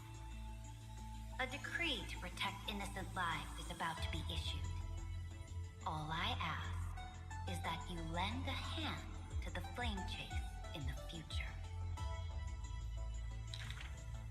Losses are a constant on the flame chase journey. Yet the giant dragon remembers their creator's command. After leaving the Imperator's capital, the giant dragon shelters small beasts upon its back, only to be hunted by city-states hungry for meat. Arrows pour down like rain, unable to pierce the giant dragon's skin, yet cause the creatures on their back to wail and fall. Until a mighty force of reinforcements brings this tragedy to an end. They raise a shield wall for the giant dragon, then marched forth and crushed that city-state. The mountain dwellers are not a warlike people. Who are you? The leading knight answered loudly. I am Mountain Breaker, Geocles. All the world knows that protecting all of Earth's creations is the creed of the Dromas Legion. The world also knows the Dromas Legion is ever victorious. The giant dragon under the Mountain Breaker is silent, yet unstoppable. Endurance does not help with survival. Mountain Breaker always speaks of his friend this way, while the giant dragon only responds with a low growl.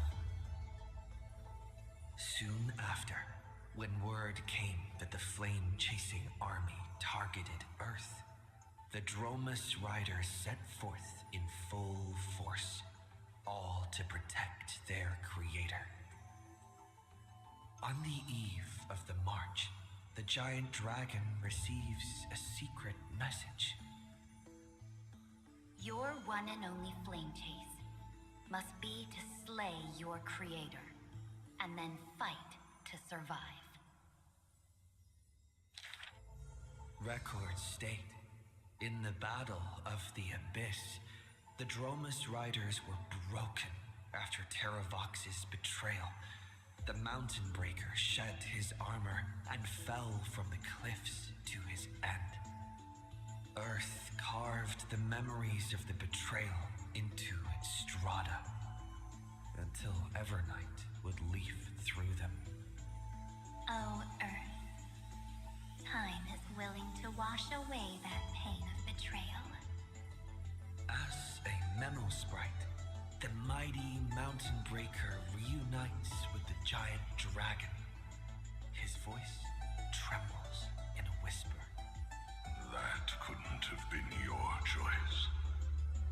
The giant dragon only responds with a low growl.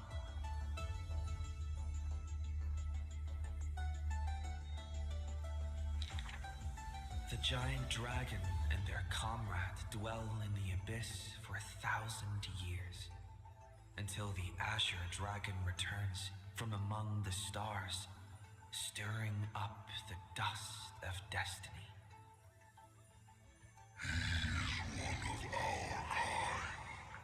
The giant dragon lifts their eyelids, gazing at the azure-colored lone scion, knowing that dragon's body bears the sworn duty of protection. But in Mountain Breaker's eyes, there is only resolute determination. That is the permanence. The permanence can heal the divine form of the giant dragon. The permanence can guide life past its end. At the edge of the world, watching their comrade's silhouette fade away. The dying giant dragon shakes its head and sighs.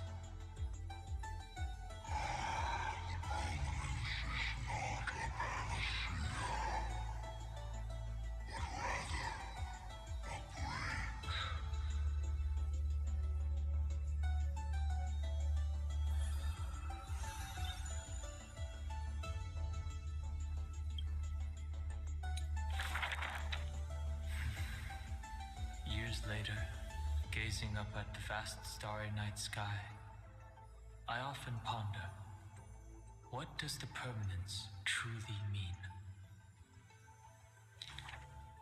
The countless souls entrusted by Terravox still surge within my chest, like an eternally burning furnace. I once thought about finding them a home, and tried to communicate with them in my heart.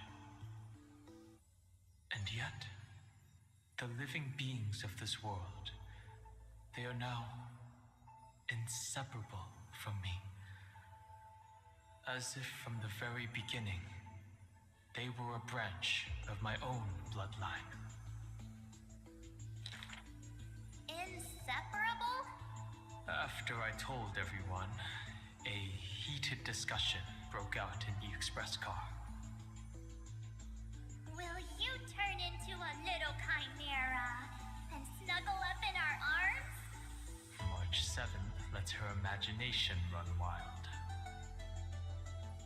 Maybe he'll become a baby seal.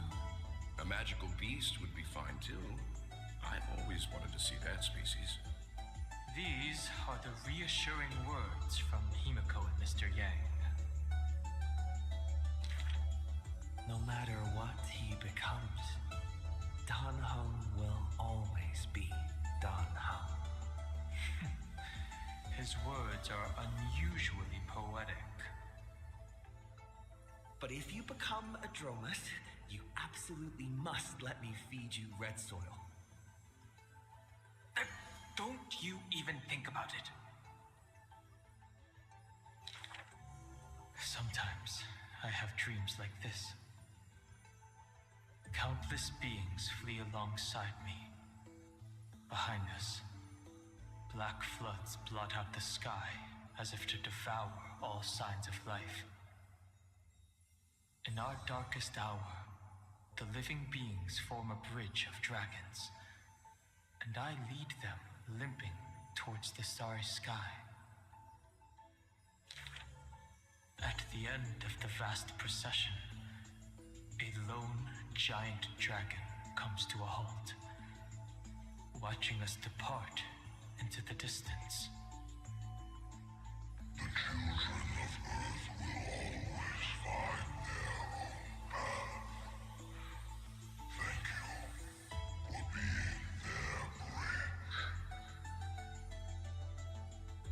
Something stirs within me at the moment of awakening. Perhaps the legacy of the permanence lies not in recreating flesh, nor in the merging of bloodlines. One day, while browsing through the databank, I noticed an update on the universe's animal species. In an ocean-covered planet, a new species of seals evolved, with a penchant for bumping into things. On a barren desert wasteland, evolved a herd of red soil-craving beasts. Many familiar silhouettes are now active in the cosmic ecosystem, yet they are not my old Amphorean friends. This is their rebirth. This is life's way forward. Perhaps, just as Terravox wished, I've become a bridge bearing the weight of their life. They once shattered the battle formation of the mountain dwellers, tore open Giorios' chest, swallowed the core flame, only to resolutely pass it on. Creation will always betray its creator, just as witnessed at the dawn of civilization. frail beings betrayed the dark tides, climbing onto land, ascending the branches high, finally betraying their home and gazing upon the stars. The furnace in my chest still pulses. In the gaps between the heated torrents, I sometimes find myself in a daze, catching glimpses of that colossal figure in the cosmos's cracks. It was a giant dragon named the Permanence.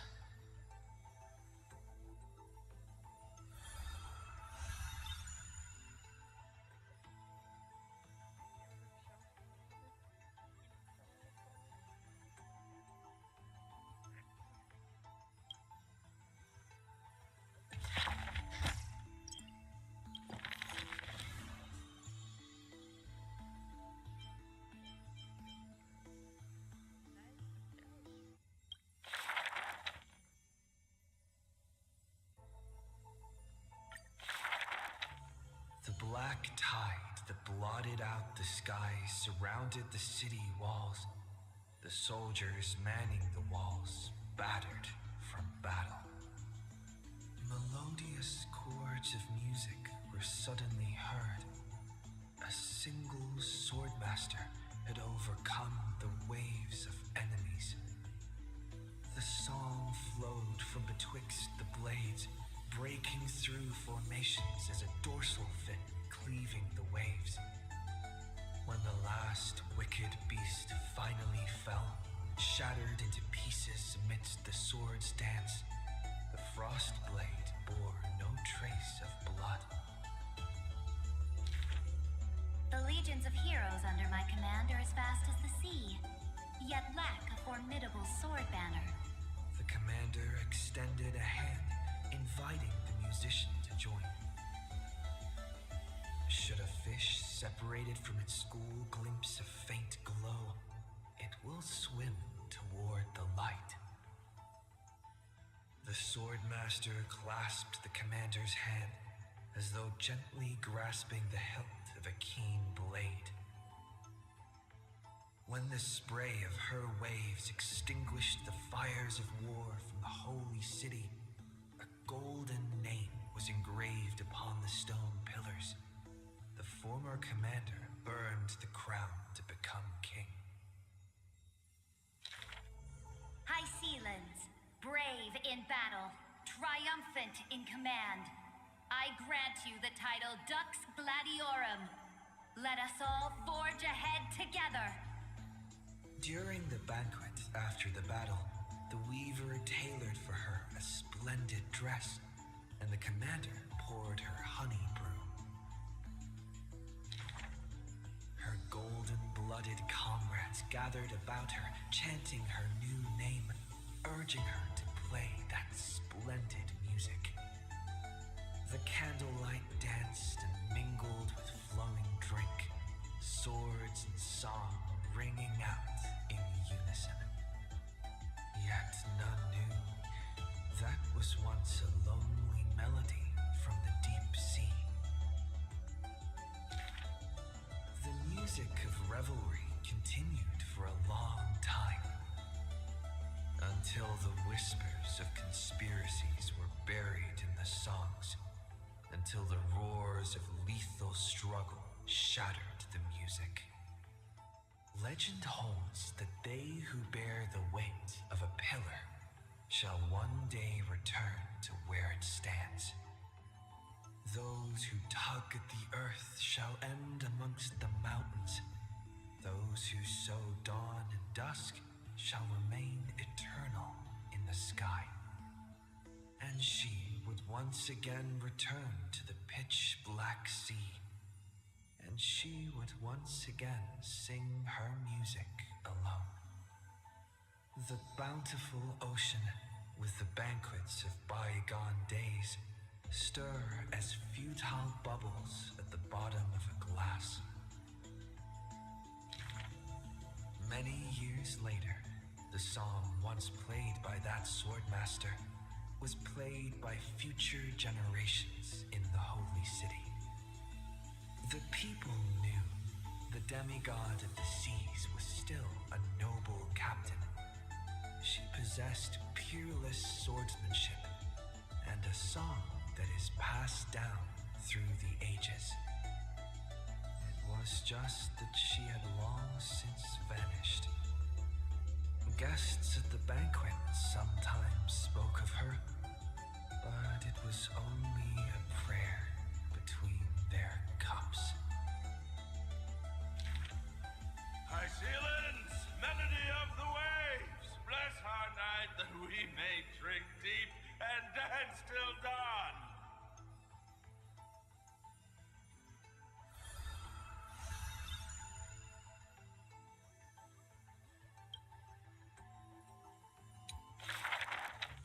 When entering the Flame Chase's currents for the first time, all the Swordmaster saw were colorful fish. She had already experienced the Imperator's dangerous games. She had long grown used to the giant beast's silent face.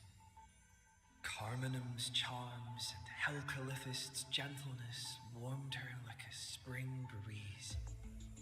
But as Frigorus missed his throne and Bramalis debated with joy, she was sometimes at a loss. Occasionally, the Swordmaster would sink into hesitation, and even that messenger of fate could not get her to laugh. Till one day, a golden trout's bubbles floated into her gloomy waters. In that holy city where golden figs grew, the messenger of fate led to her a maiden dressed in glamorous gowns. What kind of clothes are you even wearing? The girl snickered behind her head, while the messenger pulled on her sleeve. Aggie, don't be rude. Such hubris, delicate fish. Are you not aware that there's food on your face? The messenger's eyes opened wide. Aggie, you've been snacking behind my back again. Exposing me like this. I'll get my revenge.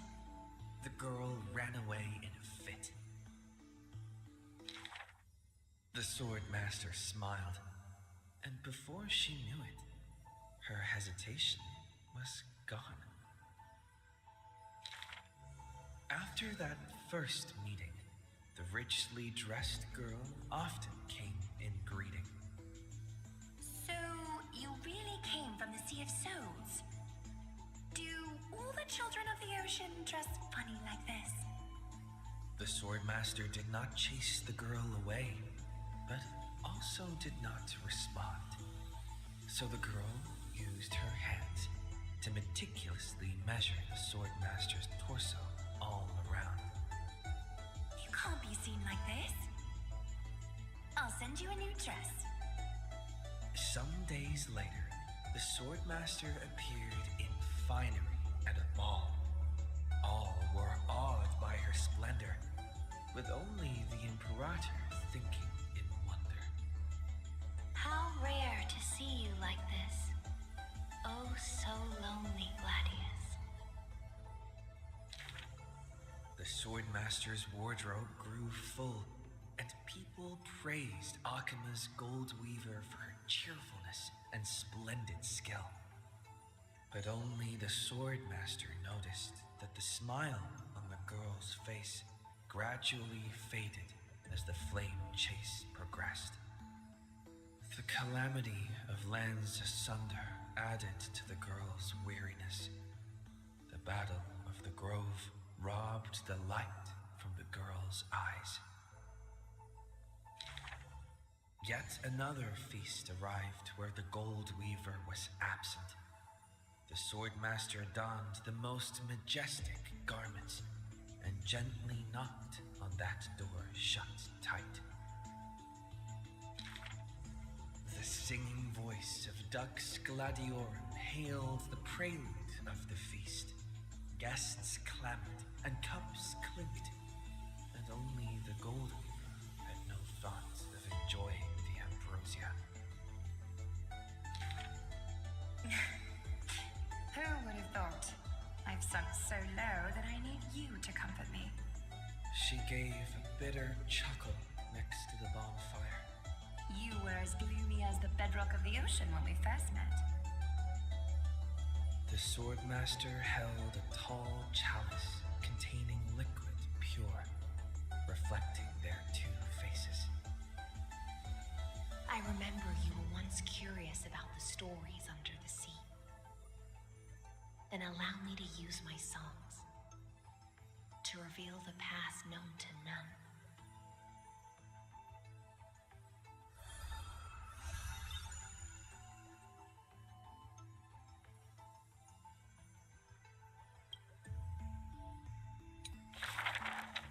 In the depths of the Sea of Souls was a kingdom of dancing ghosts. Its residents all had melodious voices, and music enveloped every ocean current. For the queen loved her people deeply, thus drowning out all sorrows and leaving only feasts and twirls. Only one rocky castle was silent, one belonging to the princess of the ocean, a princess named Electra. Were a monster of the depths to invade, the princess would raise her sword to engage. The people always rang her triumphs before she returned, for her swordsmanship was superb, never suffering defeat. Princess, come enjoy the feast with us. The triumphant people raised their glasses, yet she declined with a smile and a wave. The children of the sea thought she was shy, but little did they know that in the dead of night, her castle too echoed with music. Though that music was loud, twisted, and invoked spite. Before a song even finished, the princess was already biting her lips, and the sea foam brushed away her tears. All of your people sing and dance with skill. So why do I alone lack a good singing voice? The princess wept, her face on the queen's knees. The ocean's favorite child can control the waves and is invincible in battle. In exchange, Talantin took away your singing voice. The queen consoled the princess, caressing the other's hair bun. Finally, she relented and took a chalice. If you're truly troubled, then imbibe the honey brew in this blessed chalice and throw yourself into the feast at ease. The liquid in the cup sat still, reflecting her loneliness. Princess, come sing with us! The people outside her window invited her warmly still. She finally ceased to hesitate, drinking down all the honey brew in one swallow, and leaped into the crowds. She played music and sang, smiling and dreaming. When her song was over, it felt as if waking from a dream. The people rushed to raise their glasses. But as soon as the honey brew touched her lips, the princess plummeted to the ground, and her cheeks became rosy in drunkenness.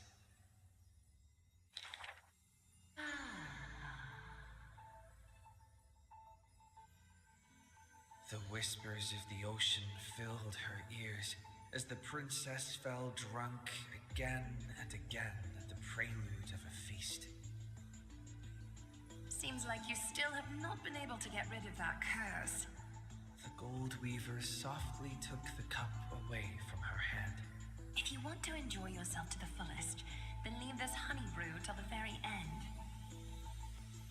She smiled, then tilted the cup towards the gold weaver's lips. Even if one is burdened with imperfections, I beg you to remember not to refuse that sip filled with fantasy and dreams.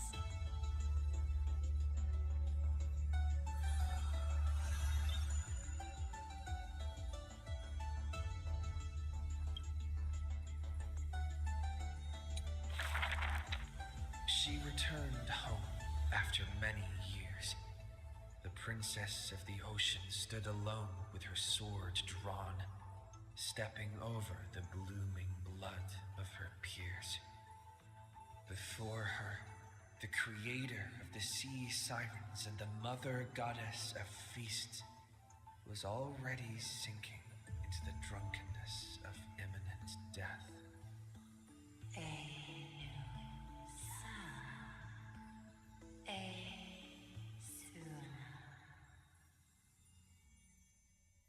When the blood pact of the law won over the ocean's core flame, the sea siren once again lost her melodious voice. I'm willing to accept the final Imperial command. But it is a pity that our feast was ultimately a mirage. The deep sea became a silent place of dwelling. Hugging her knees, Electra locked herself in. Savage and fearsome monsters swam past her, but none dared to interrupt her tragic dream. Till one day, a golden trout's bubbles floated into her gloomy waters. Long time no see, Gladius.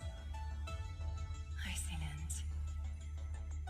Now you have truly become the ocean's bedrock. Old friends met again, and new friends came in greeting. Many messengers came in company. The playful kitten hid behind the golden trout. The butterfly of the deadly shadow fluttered in courtesy. If you don't mind, The resplendent pearl sparkled. we hope you can regain your strength and sing for the world once again. Electra raised her violin sword in doubt, as the strings had long ago rusted and snapped. But a few golden strands cleansed all the filth around her, then stretched out to become new strings. The golden strings showed Electra that the world she loved was not yet silent, and the journey of deliverance continued still. Yet the path to the Sea of Stars would not be a carefree feast. The golden trout never met with her again, and the waves brought endless news of sorrow. Amidst the long wait, she remained bound by decree. All the flames had died out, extinguished until this world fell into eternal silence. And the wordless enemies in the deep sea were the audience of this rite, the Theors.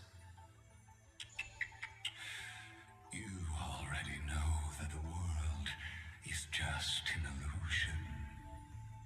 The sea siren gazed out beyond the heavens and once more raised her glass to fill it with honey brew. Since the mirage of pleasures can only disappear like foam, when you return, will you save some ocean spray for me?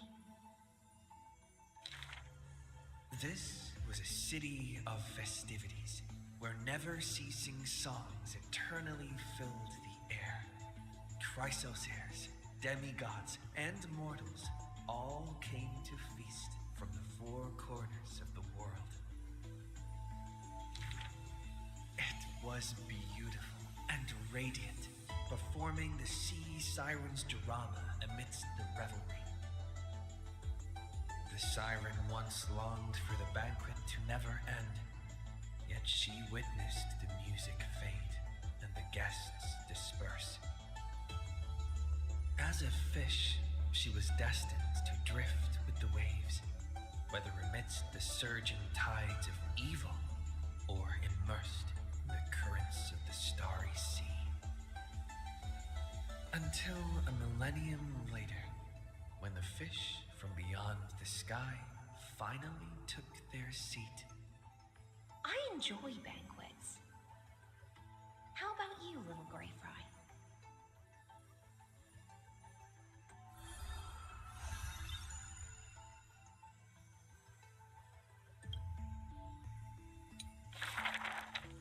Having beheld the monarch's gift, she fulfilled her demigod's destiny. The tides within her heart recede, and her requiem draws near. A sliver of light fell from a crack on the cave's ceiling. A blazing ray pierces the surface of the sea. An aching urge to chase the light wells within her, and with a flick of her tail, she drifts toward the breach. In the deep sea, 1,000 years passed. The sea siren once swam to the shore with unwavering will. Fish gathered in silent procession to escort the princess to her final rest. The moment she leapt free from the water, she felt the waves stirred by peals of laughter. Mirages of her friends shimmered and faded, and songs of joy rang out from the shore, just as she had wished. Ducks Forgoris sliced the Dromus flank with a time-worn edge. Dux Brumalis cast an icy chalice, steaming with the breath of frost. Dux Halcolithis brimmed her vessel with honey brew, while Dux Carminum unfurled a scroll of new verse. At last, you have arrived, our belated musician. The gold weaver's silver needles hover in the air, weaving beautiful outfits for her. Electra accepts the gift that does not exist, as salty water wets her new attire. She knows this is not reality. Just like the world she loves, mere foam in the sea of stars. Even so. She drank down the warm glow in the cup as intoxication flew from her fingers into music and song. In the drunkenness granted by her mother, in the dream granted by that drunkenness, in the feast granted by that dream. I, too, shall have my fill of feasts. Now sober, she begins one last song. The musician plucks her strings in the spring, and the waltzing hem stirs the water into waves, revealing memories in throngs. She sings of the once awakened Titan, how the princess accompanied the queen to swim in azure waves. She sings of the confident and dashing monarch, of loyal knights who marched with the imperator to seize the solemn states. She sang of the one destined by heaven's will, of demigods who bore 1,000 years of watch for the hero. She sang of that little gray fry and how the Gladius defended the Deliverer from Apocalypse's storms. She sang of herself, a cup made of fish bones, ever waiting for someone to banish the nihility within, pouring the honey brew of fate for her to the brim. She sang until her voice turned hoarse, and the spirit water she held was no more. The honey brew ran out, the final notes dispersed, and the feast of fantasy shattered in turn. Before the deadly quiet seashore, she gave one final smile, then faded into sea foam. To the fish from beyond the sky, we shall sink into the past. For she had glimpsed the sky beyond the cave, and chose to believe in the promised future, embracing a hope as fragile as mist. You must carry the new sun and swim toward the distant horizon.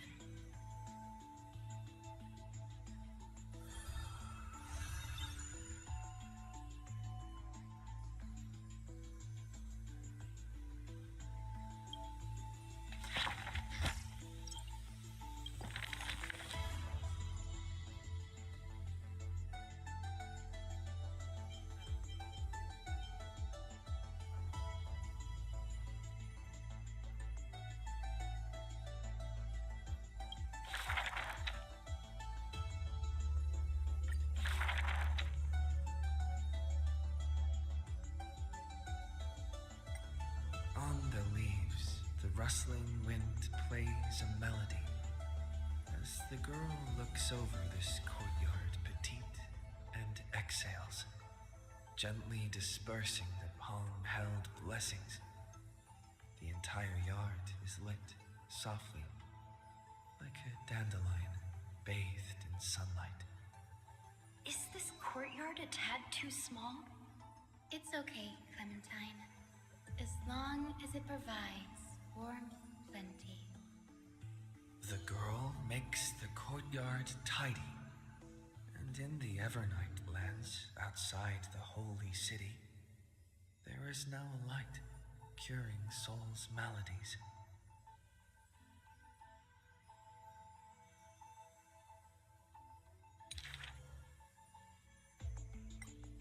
The girl's skills can bring forth miracles, but today, she welcomes a patient quite special.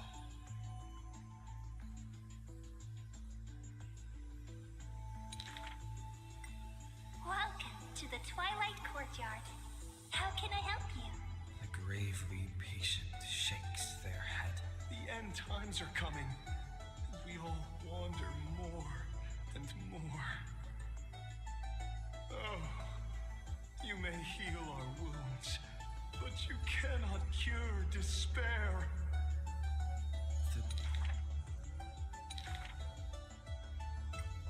Welcome to the Twilight Courtyard. The girl watches the patient leave, and her heart swells in sorrow. Clementine, prepare some things with me. I want this place to be brighter tomorrow.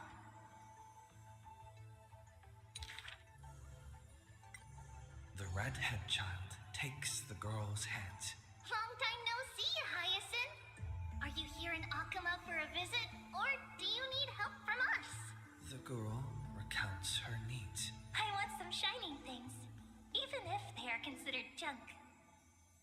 Multicolored paper bags, crystal clear glass, cottons variously dyed, and jingling wind chimes.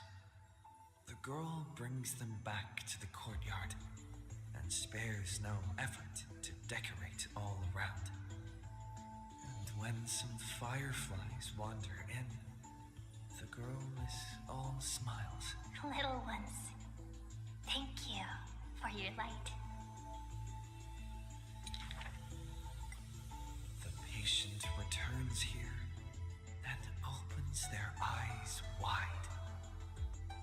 multicolored dreams on the rooftop now reside, and the lawns contain the sweet whispers of sunlight. A soft breeze passes with no hint of cold, only serving to wake the playful chimes and ocarinas of delight.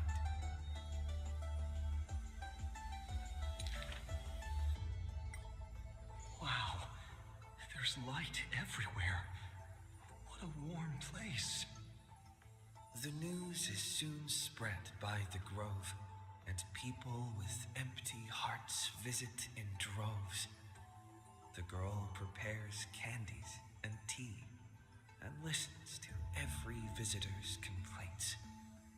People say there was once a star called the sun in the sky, but now that star is no longer there. People say that Aquila took away the world's light, but they still left behind a heart bright to illuminate this happy dream in the night. Like the blizzards in the month of mourning doth calamity fall, burying warmth and dawn's calls. Orderless tides swallow up the grove of reason, and that tiny healing haven is also extinguished, broken and barren. When the girl, far from home, hears of such grave news, the wind brings to her a moment of confusion, but it also evaporates the tears that briefly sparkle into being, and the girl still smiles, bright and happy.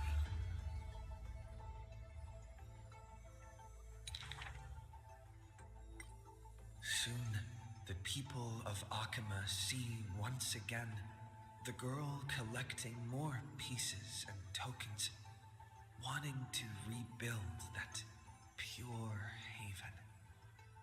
But she never realized that wherever she stood, she herself was that holy courtyard, that light-filled haven.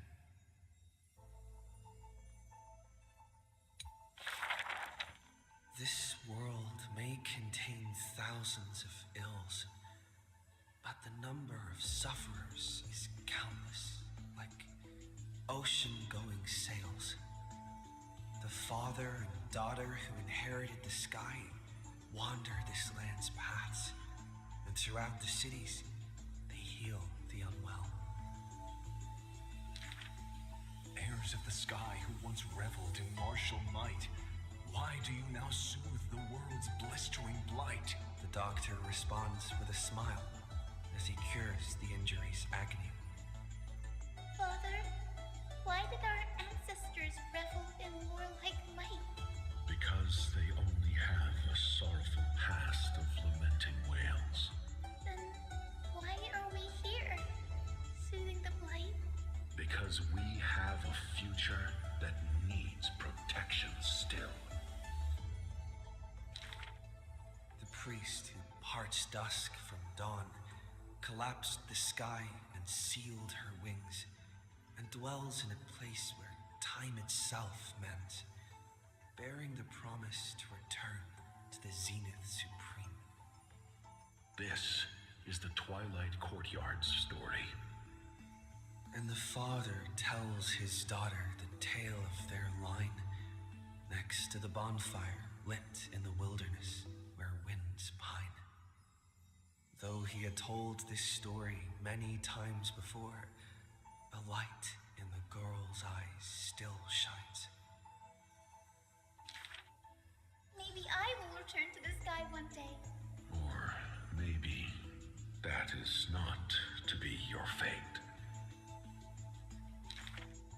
The blessings of the sky were passed down through generations of their heirs. The brawn of the Titan who molded stars granted a boon fitting and fair. Perhaps the girl with heroic blood in her veins will be accompanied by thunderbolts and the sun's merciless glare.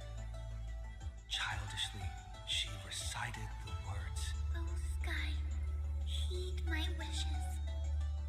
and thunder and heat did not descend. She only saw a sliver of gentle, warm flare, wiping away mortal exhaustion and others' tired airs. What a gentle blessing. All said that she must be a savior saint, bringing light to the land, even if faint. But where the girl's eyes often gazed was the wine-dark sky, gloomy and bleak. The god is also sick. That grand longing to save the world may be no more than the girl's feeble dream. But her father treated it as his greatest treasure and taught her all the ways of potions and creams. That girl therefore always accompanied the gentle master of healing and repair. And she brought glowing faint light to the night, dispelling pains and mending the world's pitchy blight. Father and daughter often rested in the silent courtyard under the giant tree. Yet today, at that place, only one solitary figure can be seen. On that night, the healer spoke to a visitor throughout the night. On that morning, he bid farewell to his daughter for the first time. He will heal the ill at a faraway place where the end of days approaches and no family of his should follow. You have learned the craft of healing and understood the blessing, but a light more radiant still is needed to heal the entire world. The departed healer never returned, and the girl never left. And that rather lonely courtyard stayed silent as it was before.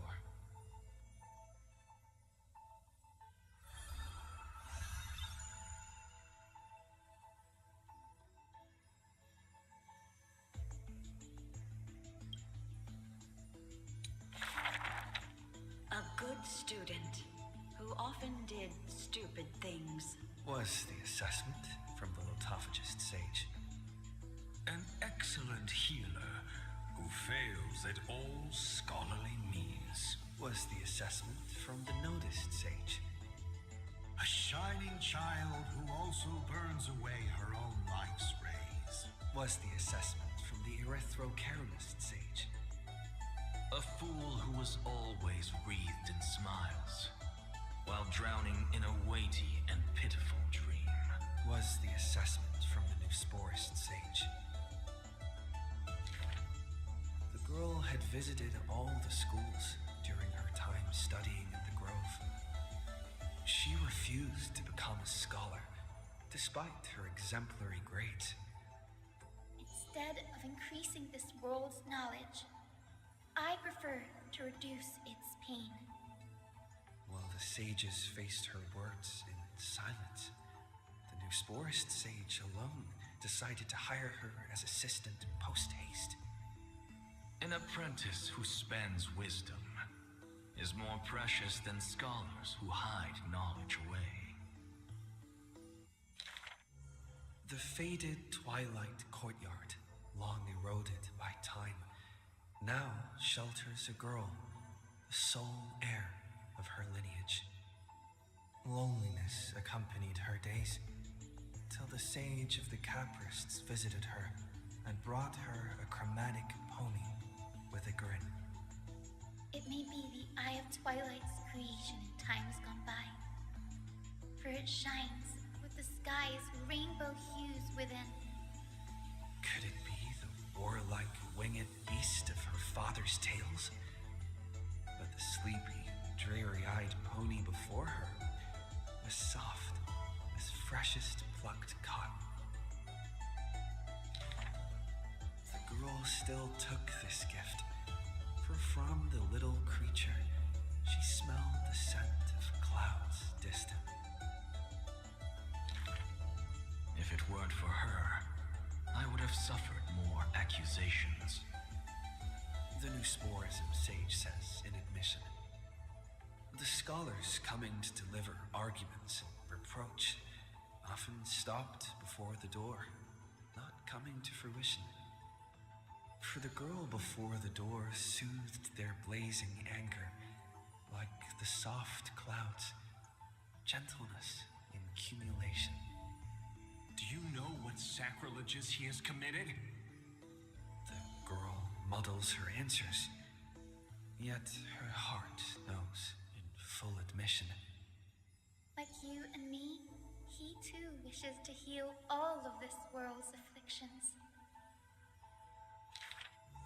The girl treated ailments for many years in the grove, composing her medical treatises into tomes. When scholars seek medical help, she realizes with a startle that kindness too can grow into its own bloom. By that time, the twilight already lost their eyes, and the world drowns in evernight, while the girl and the healer again traverse the world in gloom. Seeing the golden thread and ivy in the night, though it has been long since she recalled her past, she once again thinks of her childhood dream. Should the sun be dimmed by destiny's decree, then the dawn that heals the world I shall replace.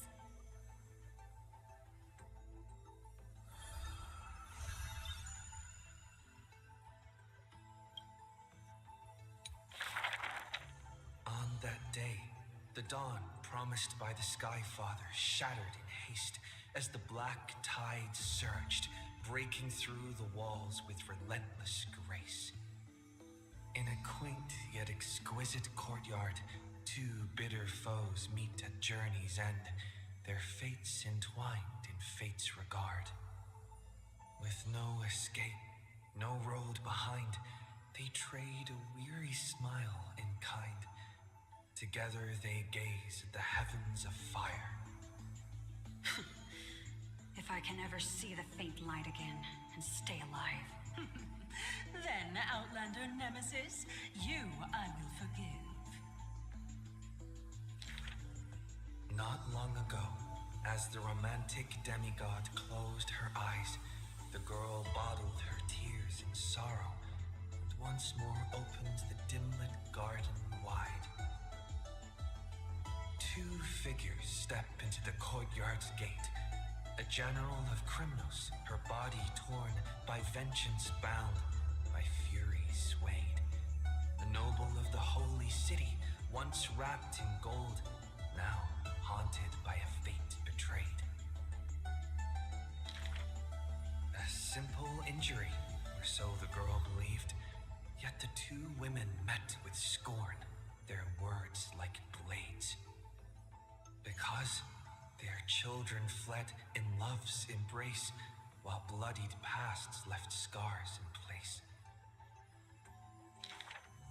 A feud unbroken by countless years, a chasm carved by blood and spears. This was a sickness beyond the girl's touch. Just do your duty as a healer, girl. Family feuds are like sunlight and storm clouds. They cannot mend.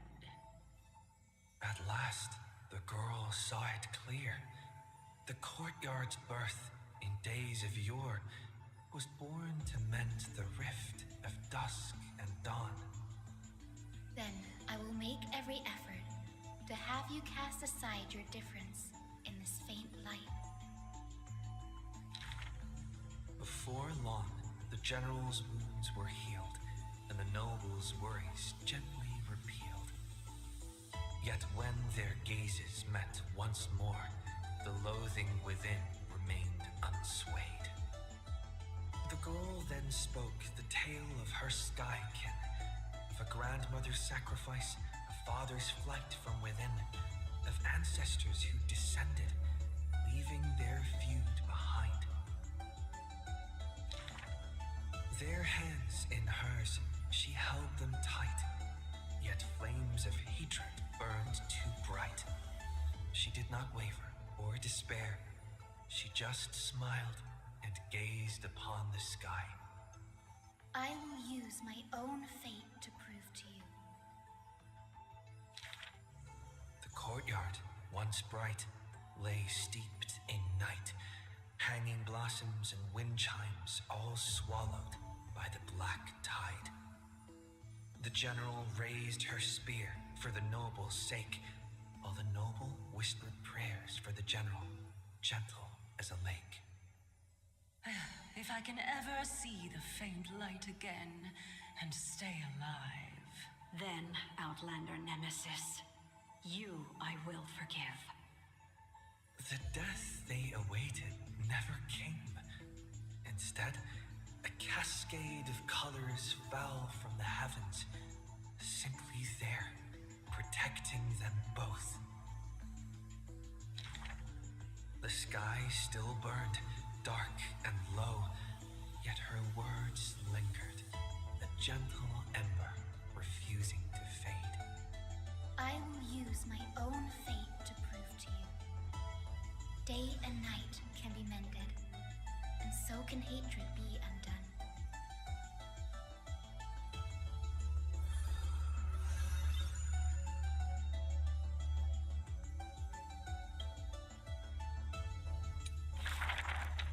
Sky Castrum, its ruins like a blind, weary eye, gazes upon the earth in its dying sight. Alone, the girl remained upon the battlefield. No time to shy from the searing gold, no will to wear her usual smile. She fought her way to destiny's edge. Of the crumbled mural, but one piece endured. A corner betraying the day thunder night, dazzling in blaze. She placed her hand upon the mural, pain seared through skin and bone, as the picture claimed her within its lines. Nothing is mightier than the sky. It holds countless wonders within its clouds, and each opening and closing of the eyes brings dawn and dusk. In that painted world, the girl Celiosi's eyes glowed, watching her father, steel-clad and unyielding, cross the land beneath the searing sun. But the girl known as Hyacinth recalled her father's fragile light in the dark, the journeys into lands unknown, marked by endless sunlit days, restless winds. The sky is the gentlest of all. It watches over all things with compassion, showering them with soft rain and morning light. And yet, the sky remains so cold. It witnesses believers tear each other apart. And still, it cowardly flees from all responsibility. Within the frame of that image, the one called Celiosi bore fury in her gaze, her golden blood trailing as she turned from home, sharpening arrowheads beneath the wide, barren sky. Hyacinth remembered her grandmother's song. She recalled her prayer to Aquila before her grandmother's journey, and how bitterness followed her to an unknown land. But the sky is so lonely too. Forever distant from the world beneath. It watches every sorrow, unable to intervene. No. The sky must be merciless. It must scorch the wicked, temper the fragile, and pass divine judgment upon all human wickedness.